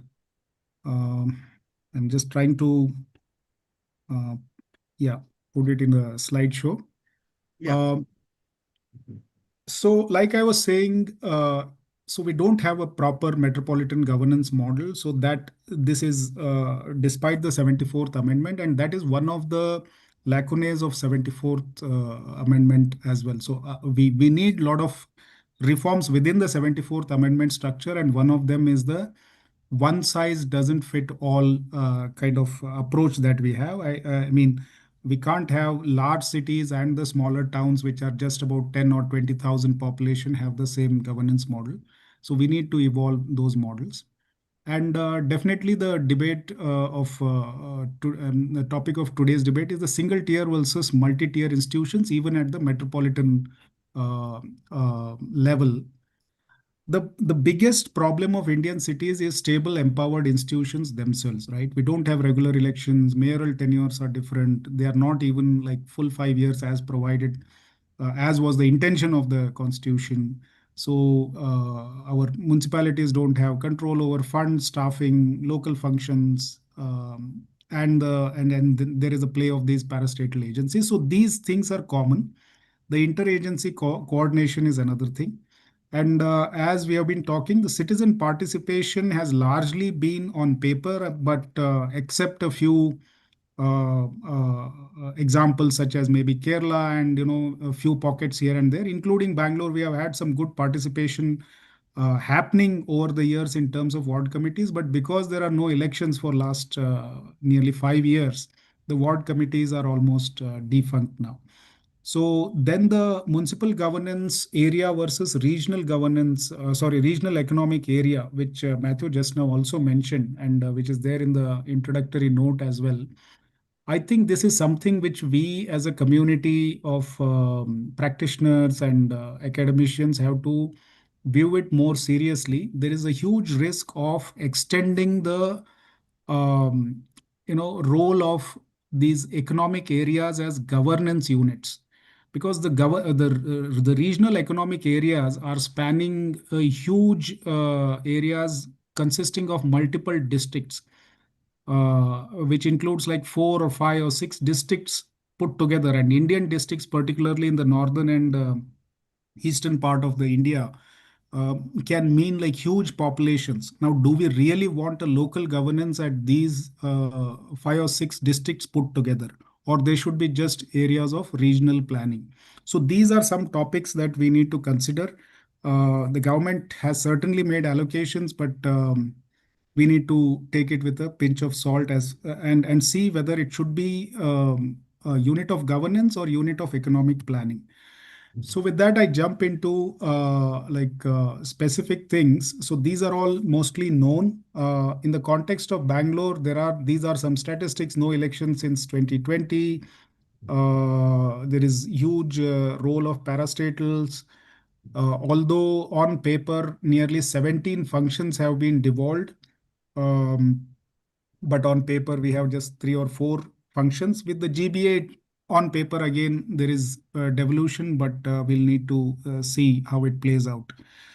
So with that, I'll go to this. This could be an interesting slide. It is known to most of us in India, but maybe some of our friends from abroad.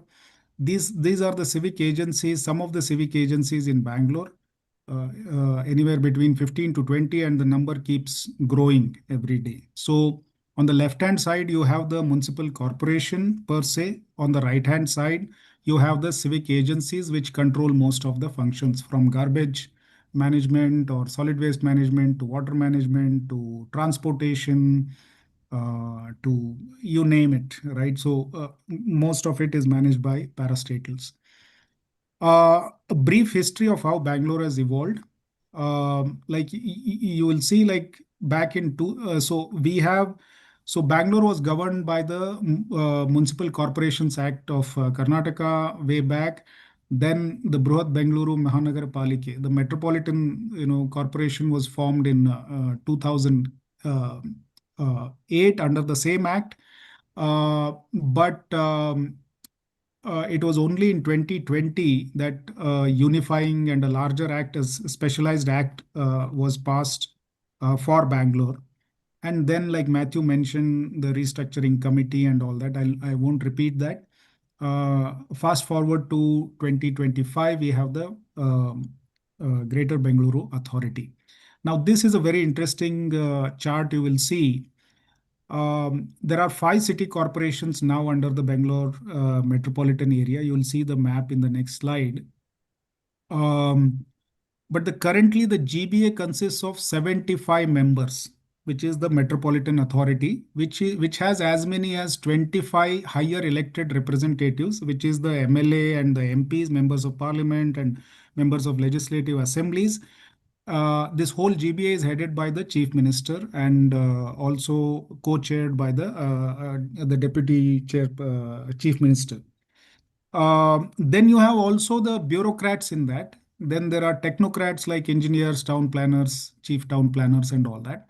So it is very difficult to imagine how a body consisting of higher elected representatives and bureaucrats who actually report to them, and the technocrats also who report to them, is going to function in a more democratic and a more equitable manner. If the CM is sitting in the room, how would any bureaucrat stand up and not agree with what is being discussed? So the segregation of power and the levels are not discussed through properly. There is an executive committee below this, but there the bureaucrats and the technocrats could have been parked, but it is just almost a copy of this, except the politicians or the elected leaders. So what is the biggest miss is an elected metropolitan mayor, which is currently filled in by the chief minister of the state himself. So that is the biggest miss in the reform that was brought in terms of the Greater Bengaluru Authority or the Greater Bengaluru Governance Act. So these are the 5 city corporations which have been newly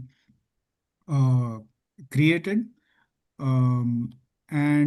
So just to show the share of powers, you can take a quick look. I won't read each of them. So on the right-hand side, you have the state government, the Greater Bengaluru Authority, which is the Metropolitan Authority, and the individual city, constituent city corporations. So who controls what? For example, who does the delimitation? It is the state government. It is not actually even assigned to the State Election Commission, which should have. The state still controls a lot of power, is what you will see here. So that is one thing. With that, I want to take you through this, a few more slides. A couple of slides where we have assessed the whole Greater Bengaluru Governance Act, the new regime, the metropolitan architecture on 4-pillar A6 system that we have. The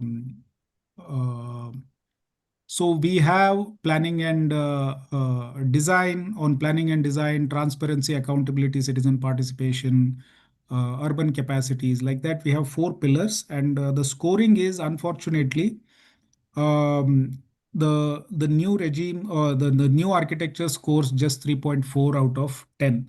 Whereas the restructuring committee bill that was proposed scored quite high, close to 7 out of 10. So we can just say that the GBG Act is marginally better than the original BBMP Act that was there.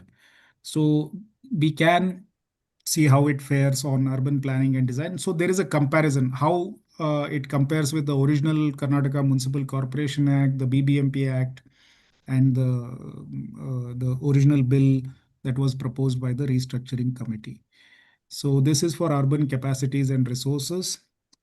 So one of the again misses is that the Bangalore mayor, the individual mayors are not going to get a full 5-year term. They are going to have only a 2.5-year term, which is again very unfortunate for a city like Bangalore, which contributes in such a big way to the national economy.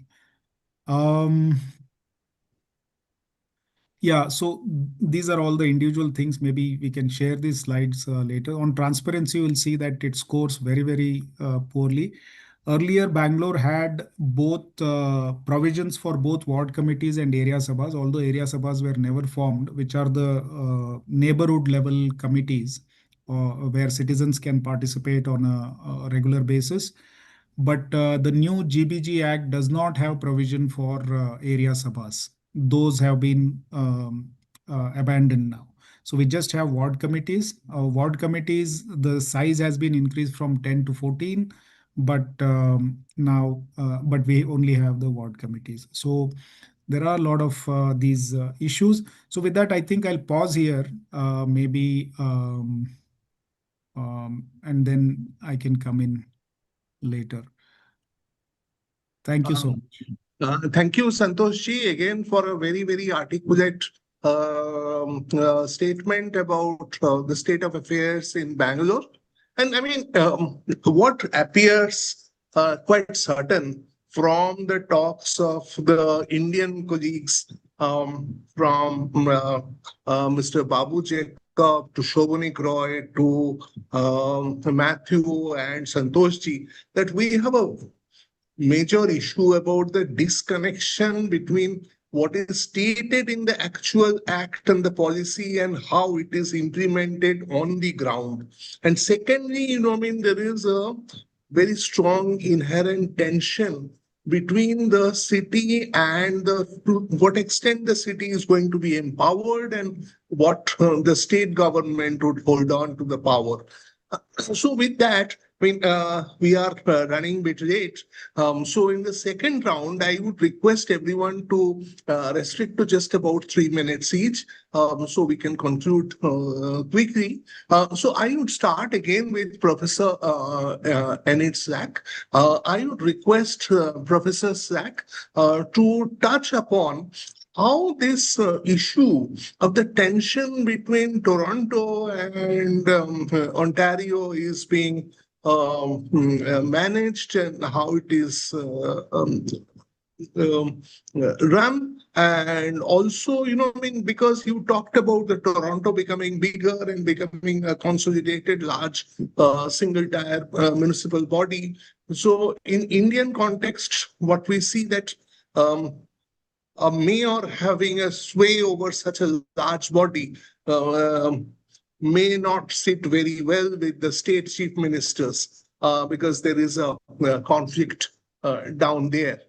So it would be great to hear your views on this point. Okay, thank you for the question. There certainly is tension between the City of Toronto and the provincial government.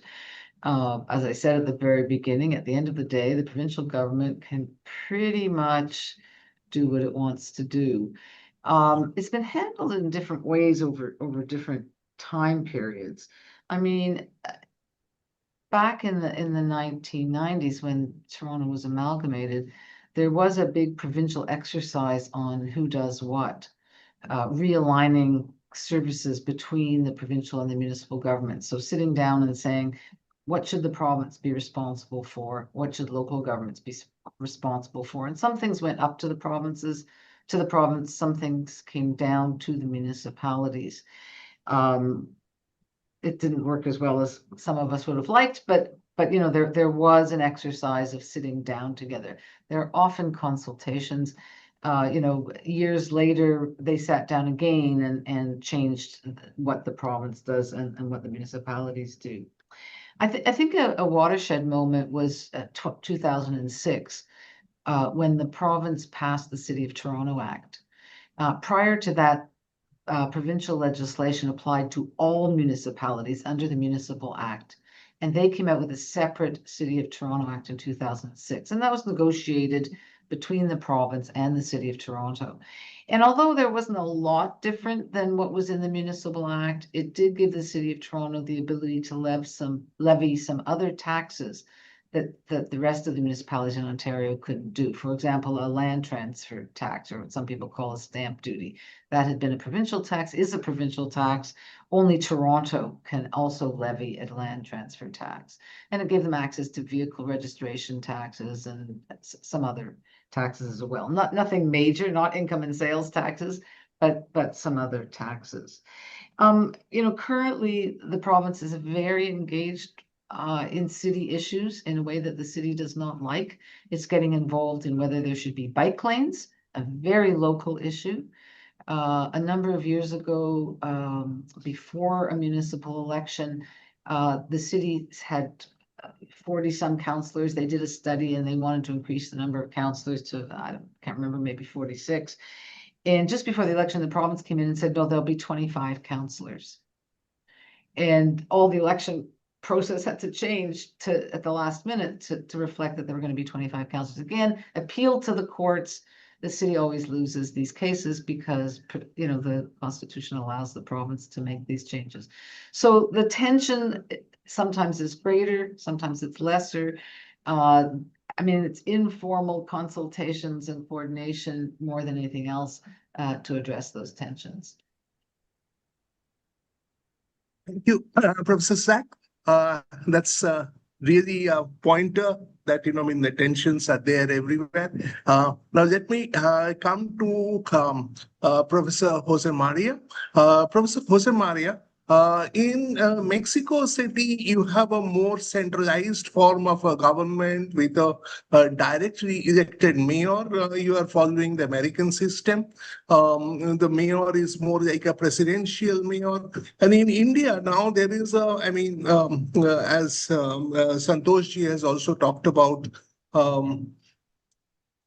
a lot of people think that having a directly elected mayor will solve many of the urban challenges. And some cities in India are having a directly elected mayor. What is your take? That, I mean, how do you see that the tensions between the Mexico City and the higher level government is being mediated? And also a little bit about the association of the municipalities that you mentioned, a little bit about, I mean, their roles and functions. Okay. Very briefly, for many years, for decades, we didn't have an elected governor for Mexico City. The governor of Mexico City was appointed by the president. So that was considered not convenient, not adequate from the point of view of democracy and accountability towards the citizens. So we started a very slow evolution to create elected officials, not only of the governor of Mexico City, but also of the alcaldes, the local subdivisions of Mexico City. They are today elected also. They were not before. So I think this has been convenient in terms of accountability towards the people. But yes, it creates tensions between Mexico City governor and the president of the republic, because they are competitors. Yeah. And always the mayor or the governor of Mexico City has aspirations as a possible president of the republic. Right. So yes, there is a tension, but it has worked until now. Tensions have been solved in some way or another. Now, as for the Association of Municipalities, there is an article in our constitution, Article 115, that allows the formation of associations. To form an association, what is required is the approval of the respective municipal councils. Now, if the municipalities belong to different states, then also what is required is the approval of the respective state legislatures. Once you have these approvals, the key instrument for organizing the association is the agreement, like the contract. It has to be negotiated and it has to be signed by the respective authorities of the municipalities. Typically, these agreements have different kinds of clauses. Let me give you some examples of the kind of clauses that you find in these agreements. First, you must have the specification of the goal or the object of the agreement. Then you must have a definition of the instances of decision making. Typically, it's a kind of council with a council integrated by the municipal presidents or their representatives. Another clause refers to the financial contributions of the parties to make the association work. Another clause refers to a definition of the operative instances. Who is going to do the job? A clause also on the termination or the retirement from the agreement, the procedure to terminate or to retire from the agreement. And finally, a clause on the methods of decision making. Now, that's for municipalities, but for Mexico City, let me just mention that there has been an experience with the formation of metropolitan commissions. Mexico City is surrounded by, I think they are 59 municipalities of a state. We call it the state of Mexico. So Mexico City is surrounded by 59 municipalities of the state of Mexico. And to solve certain problems, for example, pollution,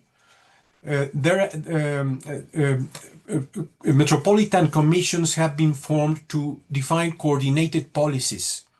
In the case of the environment and pollution, we have a Metropolitan Commission on the Environment that has been established a program that in English would be called something like Today I Don't Drive My Car program.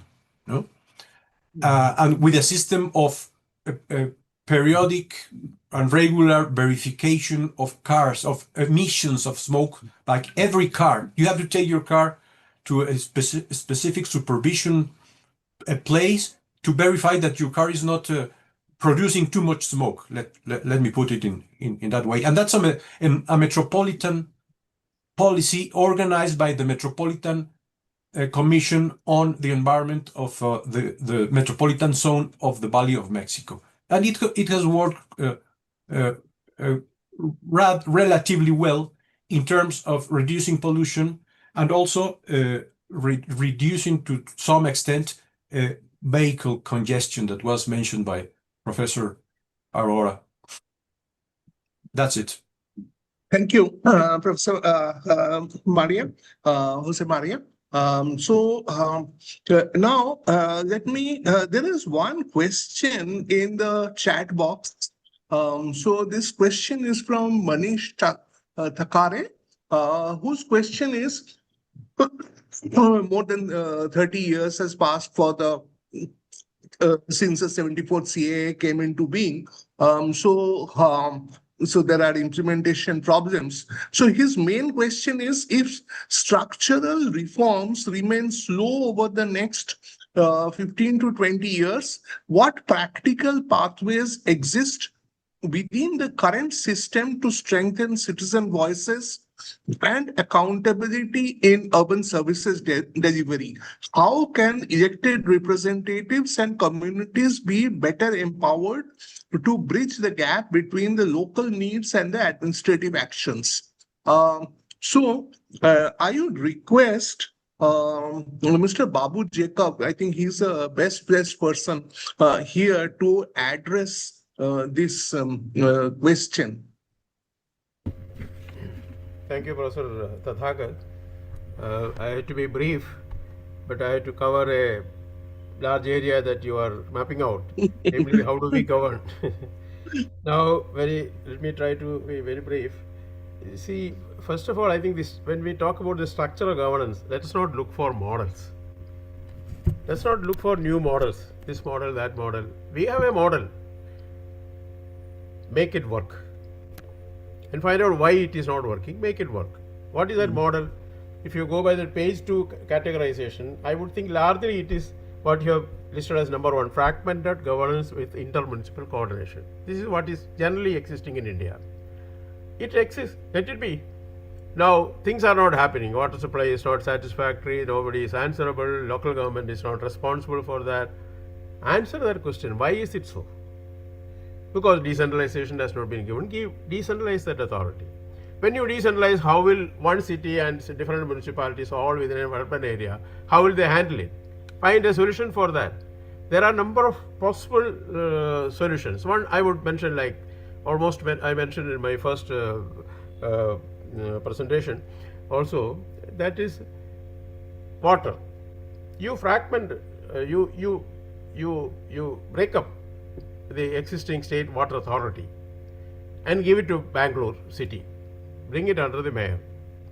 And because the water is a complex thing to be administered, even make it a separate entity so that it doesn't get mixed up with the clerical systems of the existing corporational arrangement. But the water supply has to be not only for Bangalore but for other municipalities, because it may be one integrated system technically. Okay, in that entity that you create under the mayor or the municipal council of Bangalore, that entity has to consist of not only the municipal council of Bangalore but also the members of the chairman of the municipalities who are involved, or panchayat presidents, because some urban areas may be still panchayat actually. So you have titled as fragmented. Remove that fragmentation, integrate it through coordination, and coordination is a very weak word. So don't call it coordination, but institutionalize it. How do you get proper coordination? By institutionalizing it. There's a method and there's a particular way of doing it. Institutionalization. Yeah. So institutionalize. I was just mentioning one example of just out of a cuff, an example of one way of institutionalization. Make an entity for water, break up the state water authority, give it to the mayor and the council, but they are not the only people concerned. There are the municipalities who are also to be adjoining ones. Put them all into that entity, which is fully elected by the people, which has touch with the people, and they will administer it. Similarly, the other functions. So we have an existing model. Make it work. Why it's not working is two reasons. One, the vertical thing, it has not come down. The 18 functions have not come down. Like Bangalore, the presentation by Santosh, I think, mentions that only 4 functions have come down. That is virtually, or 3 functions have come down. Nationally, he says it's average 4 functions. Very, very true. Almost true across India. So bring it down. Give that authority, along with the organization that the higher government is now operating that function within the municipal area. Give everything to the municipal. Then the question is, how does the municipality organize it? Form an entity. It's not one corporation and 5 municipalities and 15 panchayats are involved, let us say, in that water distribution program or scheme. Then put them all into that entity. They are the people who govern that. So it's a governance arrangement. You don't call it coordination. It's integral and institutionalized.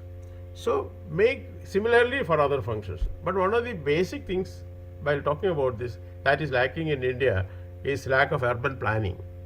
There is no urban planning people in India generally.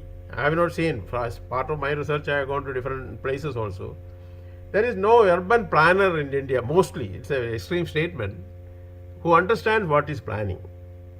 So, one of the fundamental things will have to be done, and there is no knowledge base virtually. Planning means suggesting that this land can be converted into that, this can be converted into this. This is what we understand by planning. Planning is actually organizing, how to best organize water, electricity for a given area, and look to the future and how do we grow and where do we grow, in what direction, economically, socially, environmentally, how we are. So look at all that. It's not merely technical, it's also political. So it has to be necessarily under the municipal corporation, not under some MPC. That is, Idiculla was talking about, what the constitution says, the municipal planning authority or whatever. So planning will have to be, first of all, will have to create a knowledge base. I find some basic way of doing it only in Gujarat. Cities like Surat and Ahmedabad and Rajkot, I found. They understand what is urban planning. The rest of India, I have gone to Tamil Nadu, Karnataka, nobody understands what is urban planning. They will talk about it, but they don't really know about what is urban planning. As we borrowed the term and the act from the British, Planning Act of 1949 or whatever. Now, but we don't know how to operate. What we don't understand, because we have only some engineers in all our planning departments, including Kerala. None of the town planning department people knows about how planning is. And the politician doesn't know, or the senior bureaucracy, IAS bureaucracy doesn't know that they don't know planning. So we keep on making plans and master plans and which cannot work. So bring planning and then associated infrastructure like water, electricity, roads, everything under entities under the municipal body. And for that, maybe one way would be to select the municipal body which has a larger area, maybe city corporation, and put under them an entity which will be administered not only by them, but all the participants in the participant governments in the urbanizing area. So, and don't make it fragmented governance. It will be joined up government. In categorization, it's not. We will end the fragmentation which is there. Now it is fragmented. Make it joined up. Don't look for new models. Look for models of how to join it up. Okay, there can be different models. Study them. Work out different this thing. Intellectual and scholarship can go into that one. Thank you very much. Okay. Thank you, sir, for your elaboration of, and it's a very interesting point that instead of going for new models, we should try to make the existing models work. That's definitely a very important point.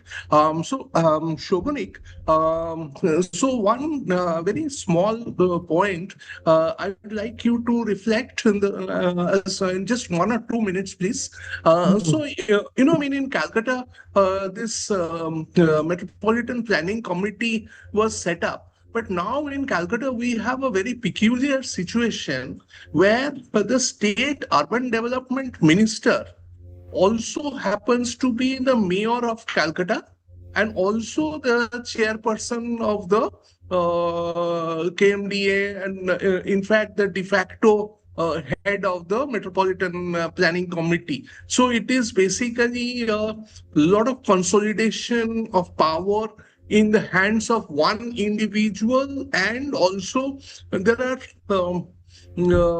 institutional dichotomies that the mayor of Calcutta becoming the urban development minister for the state as well as the metropolitan level head. So it's like a urban czar for the state. Can you just reflect on it? Just 1 or 2 minutes, please. Yeah. Very briefly, actually, very interesting question. The issue is now that now there is a change in the regime for last more than 10 years, now 15 years. So the present regime is instead of the left regime, which has some inclination for planning and institutionalization, which Babu Jacob was mentioning. Now this regime is more a very populist kind of regime, and in a populist regime, what you see is the more important is the projects and how quickly the project is delivered, without looking into the grassroots representation, voice, inclusion, and also the focus is more on the delivery of projects, water supply, roads, other things.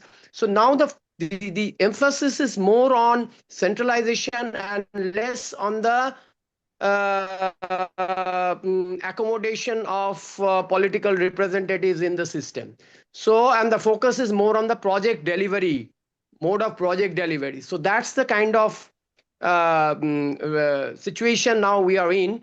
And so there is actually the institutions are getting replaced by more bureaucratic delivery system and more one centralized delivery system, and less of representative democracy. So that's kind of situation. Yeah. Yeah, thank you, Souvanic, for a very nice summing up. Let me now come to Mathew. Mathew, what I understand from the your discussion about the Greater Bangalore Act, it's among the consolidation of power in the hands of the chief minister and the deputy chief minister who is about urban development.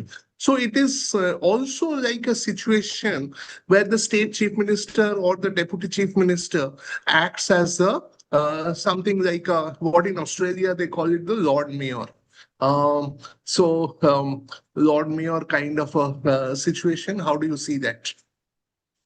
Thanks. Very quickly, just a couple of points, starting with your question around how that plays out.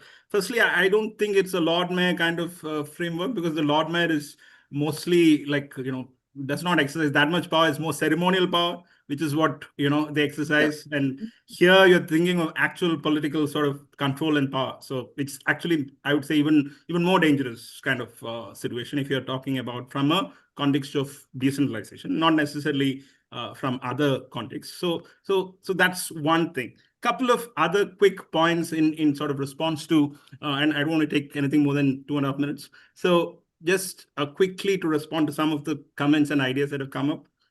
One, on the nature of urban governance sort of situation that we have, what type of body we have, I think it varies, because in some cities we have fragmented sort of setup. In some cities we have consolidation, meaning only one major. For example, Bangalore, it was a consolidated municipal corporation, but it's not consolidated in terms of powers and functions that it performs, meaning it's consolidated in terms of it was the only local government in that entire region, right? So and it covers about pretty much the entire city.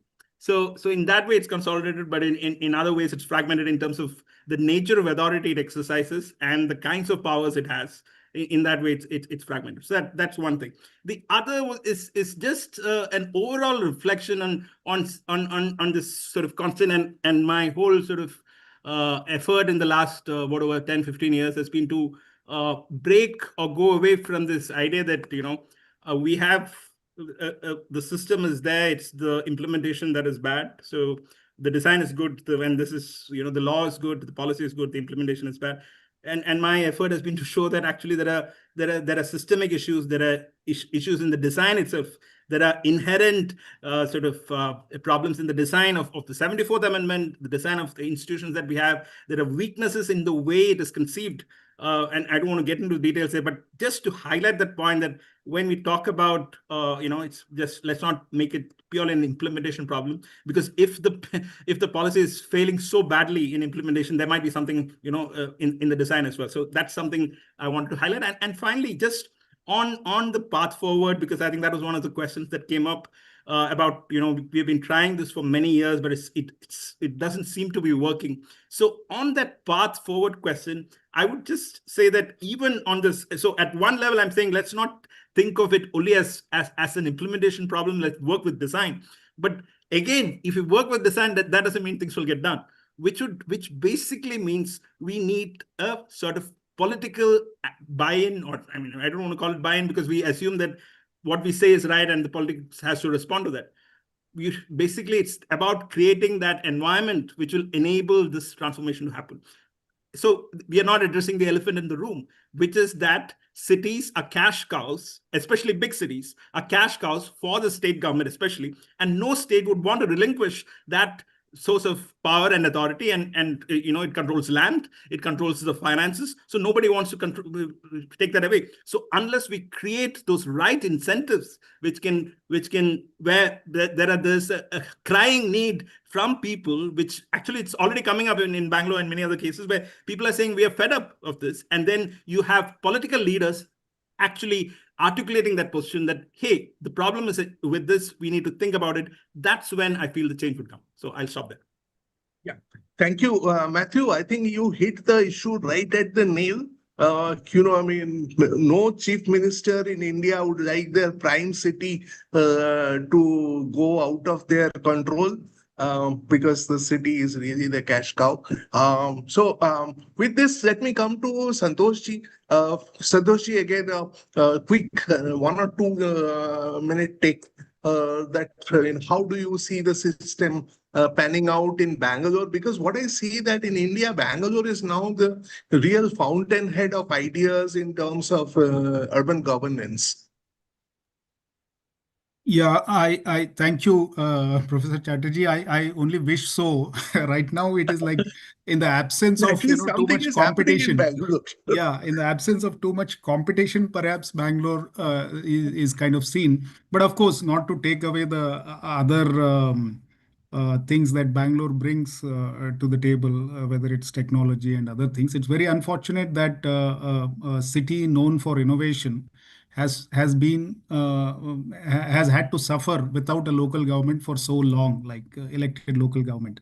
But quickly, because I deal on policy engagement, as part of my work, I have to work with political leaders, and that is perhaps I don't want to end this discussion, on my part with some kind of the usual lack of optimism we end with when we talk about 74th Amendment or decentralization and all that.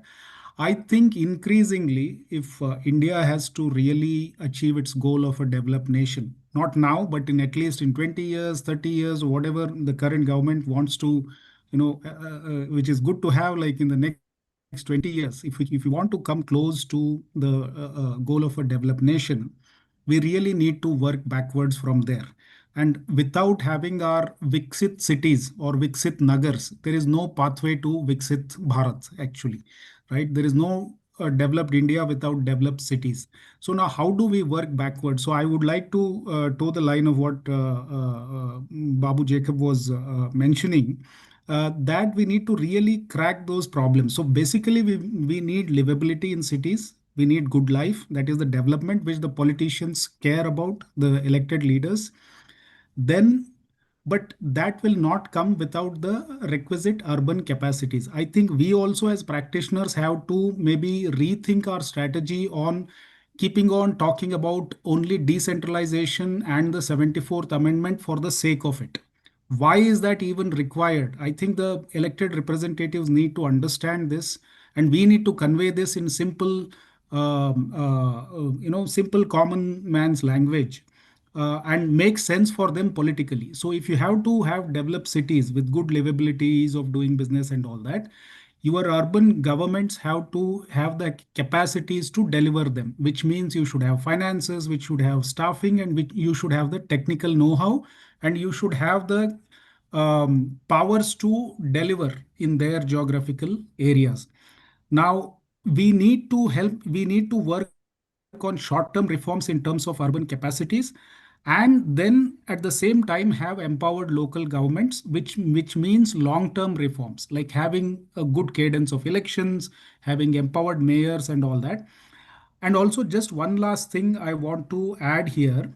See, the chief ministers, maybe the temptation is to have control over the capital cities. But why are we not devolving even to the tier 2 cities? The chief minister, after all, doesn't want to go and control all the tier 2. Maybe, whether it's Lucknow or Bangalore or Bhubaneswar. But what about the other cities in different states?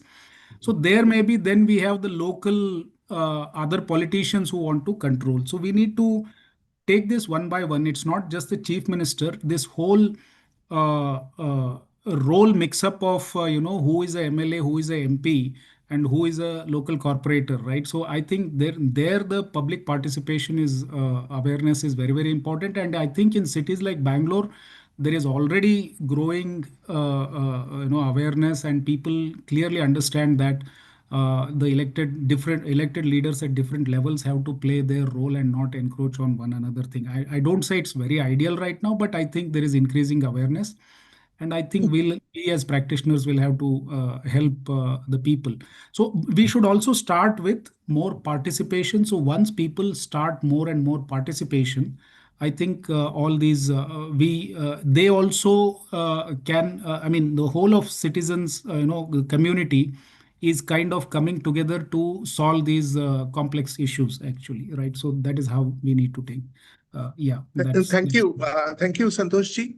I really like the point you mentioned about the communication, the translating the language. We talk about the 74th CAA and translating to the language of, day-to-day governance, day-to-day politics, and how does it intersect. So with that, I think we need to come to an end, and I'm really sorry that for the colleagues from North America, from Mexico City and Toronto, they had been up since very early in the morning. So we would be just like to conclude. So one last word from Balveer Arora sir and Kirti sir. So just one minutes, if you'd like to share any thoughts. Well, I think the first thought I have is that it's been a very rich and rewarding session, and part of the excitement of learning from each other, learning from each other's mistakes. And I take home a message that a uniform model of urban governance is unlikely in India. And I think one of the strengths of federalism was to allow local context to throw up new ideas, and so that there is a learning process. And I think the blurring of levels has been one of the issues. For example, this scheme of MP lads has no meaning. That and as the idea that these problems can be solved by a central legislation also. I think we have discussed the 74th Amendment, well-intentioned as it was. I remember working on it with K.C. Shivaramakrishnan at the CPR, and then we worked at the Institute. I think the intention was good, but it was put together hastily. So the sooner we shed that and move on and try new things, it would be more fruitful, more rewarding. So I really enjoyed it. Thank you for organizing this, Tathagata. Thank you, sir. And let me just request Mr. Kirtisha, sir. Kirtisha, can you please wrap it up? So you are the grand old man of urbanism in India. And you have seen 74th being shaped and played such an important role. So you are the best person to wrap it up. And my great thanks to all the participants. Really, this has been one of the most wonderful interactive sessions. No, I think, thank you very much. And first of all, I think, thank you very much, each one of you, for this very rich, I think, conversation that we have. And I'm very, very grateful. We already 2.5 hours. And I was told, one of the reasons we started at 6:30, I was told that this was supposed to be a 90-minute session. And this has become much longer. It also doesn't give me time to, I don't want to wrap up, but I just want to say a few things. A few things which I heard. And I also heard, and I think, dear Santosh Bhai saying that, we must be optimistic. What I'm trying to understand is, where does the optimism come from? This particular meeting in last, I think, 2.5 hours, I think put together 100 years of history of urbanization and urban management. Someone said 100 years ago that nothing has really changed in the context of urban governance in 100 years. This is the statement that came in this particular meeting, 100 years, which means the urban population of 65 million is reaching somewhere in 25 years, so like 870 million. In this 100 years, we are saying nothing has happened. A wonderful Babu Jacob says that there is no urban planning in this country, and there's something is happening in Gujarat, in Maharashtra, but there are no urban planners in this country.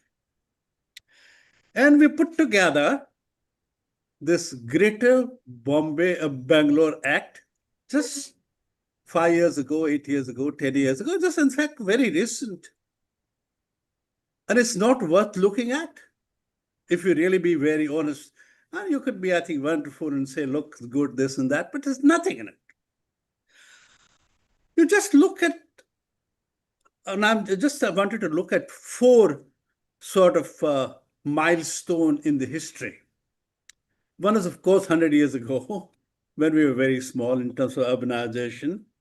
Second was National Commission on Urbanization, which happened about 40 years ago.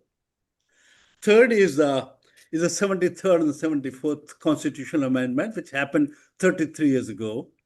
And we talk, I think, take something like, I think what has happened to Greater Bangalore most recently. If you look at this 100-year span, what is there to be proud about? What is there to be happy about? What is there to be, I think, optimistic about?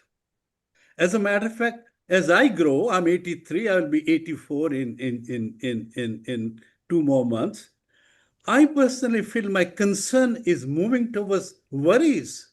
I was a concerned citizen. I'm now very worried citizen in the context of what is happening to urban India and what we're doing. And I personally feel we're too soft on ourselves, on our demands, and we're too soft because it doesn't matter to us. Whatever happens, we are going to kind of, become Vikshit. I happen to be in the first 5%, 7%, 8%. How does it matter to me? And I think this is a major concern that we must look at when we're looking at urbanization. And that is why the question that I asked upfront in the beginning are very important questions.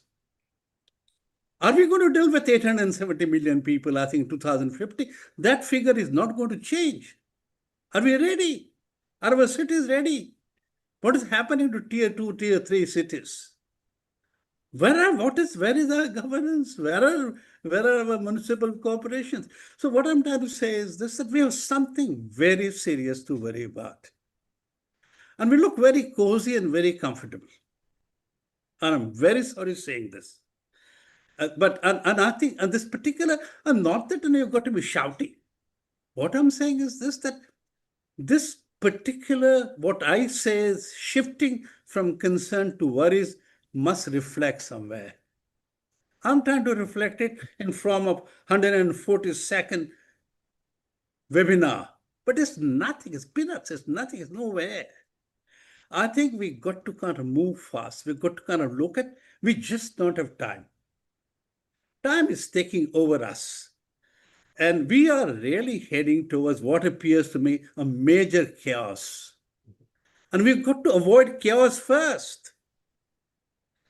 And I personally feel that requires not, I think, looking at urbanization and urban development, and I think, Greater Bangalore Authority in the context of what it is. I think, we got to, now just let me kind of stop at 2 things very quickly. One is my very good friend, I think Wally Andau, who was the Secretary General of Habitat 2, said it very, very beautifully. He said, if you want to go anywhere in the context of urbanization, urban problem solving, you require revolutionary ways of looking at the problem. How do you solve them? Revolution is the word. And I go on asking this question, especially in the context of Asia and India. Where is revolution? Is it seen anywhere in any form? So this is one. And the second thing, that I continue talking all the time. In fact, I was talking to a college just 3 days ago. I said we have three capital cities in country. We have Delhi, the capital city, political capital, and its air is so polluted that the High Court was required to tell that it's a gas chamber. Courts don't use word like gas chamber. It did say Delhi is a gas chamber. We have Bombay as the finance capital, money capital of the country. And more people live in slums than in ordinary houses. And we have Varanasi, Banaras, and I think, Ganga Maya as a spiritual religious capital. And it's so polluted for the last 40 years, we have special ministry cleaning it up. We are not gone anywhere. If you're not looked at your political capital, if you're not looked at, at your finance capital, if you're not looked at your spiritual capital, how would you have looked after your Porbandars and Barabankis? You have not. And I think that's the message which I think is very important in the context of when we talk about governance. I'm very sorry. I don't really have much time, but and I personally feel this is a message that I would like to convey. I would like to kind of going to talk Mathew and Santosh Bhaiya. I'll just tell you why. We are INHAF, small little organization, putting together a urban Manrega. We have rural Manrega. We are putting together a concept of what we do with poverty in urban area. Only today we had a long discussion. We said, look, in order to administer this particular institutional arrangement, we have got to hand this over to municipal corporation, local bodies. I said, this municipal corporation can't manage water. They can't manage sewer. How are they going to manage employment of the poor? And I said, you could be very satisfied by writing that, capacity built corporation will do it. Capacity building has not happened for so many years. How is it going to happen immediately? And that to capacity building in an area which municipalities have never done. And I think these are very difficult questions. And I think we've got to not only ask those questions, we've got to deal with them as early as possible. So thank you very much for this wonderful session. We learned so much, it was very rich, and we look forward to the second one, which happens after about 2 weeks. Thank you very much. Thank you, everyone. So it has been really a pleasure. And I'm sorry that it took a little bit longer than expected, but it was such a rich discussion. So thank you, everyone, please. It is good. Thank you very much. Thank you very much. Thank you, Professor. Santosh Bhai, Thank you. Can we talk tomorrow? And Mathew? Yeah. So maybe we'll text and we'll catch up tomorrow morning. I have a long session. Whenever possible. Yes. Matthew, also I need to talk to you. Thank you, Tathagata. And Mathew, I need to talk to you too. Okay. Yeah. Okay. Bye. Thank Bye. you. Bye. Thank you. Enid, bye. Bye. Thank you, sir. Bye. Thank you, madam. Professor, Thank you Maria. for this wonderful Yes, story Maria. about Toronto. Thank you, Professor. You're As a very matter of welcome. fact, I have been in Mexico about 10 times because I was president of HIC, and we had an office in Mexico, and I have been there 10 times, and I have benefited from that. One friend would not commit me to take out in the evening. The reason he said I can't commit is this, because we do not know whether I could take out my car or not, and that will be decided at 6 o'clock in the evening. So I have experienced this, in terms of how do cities and city management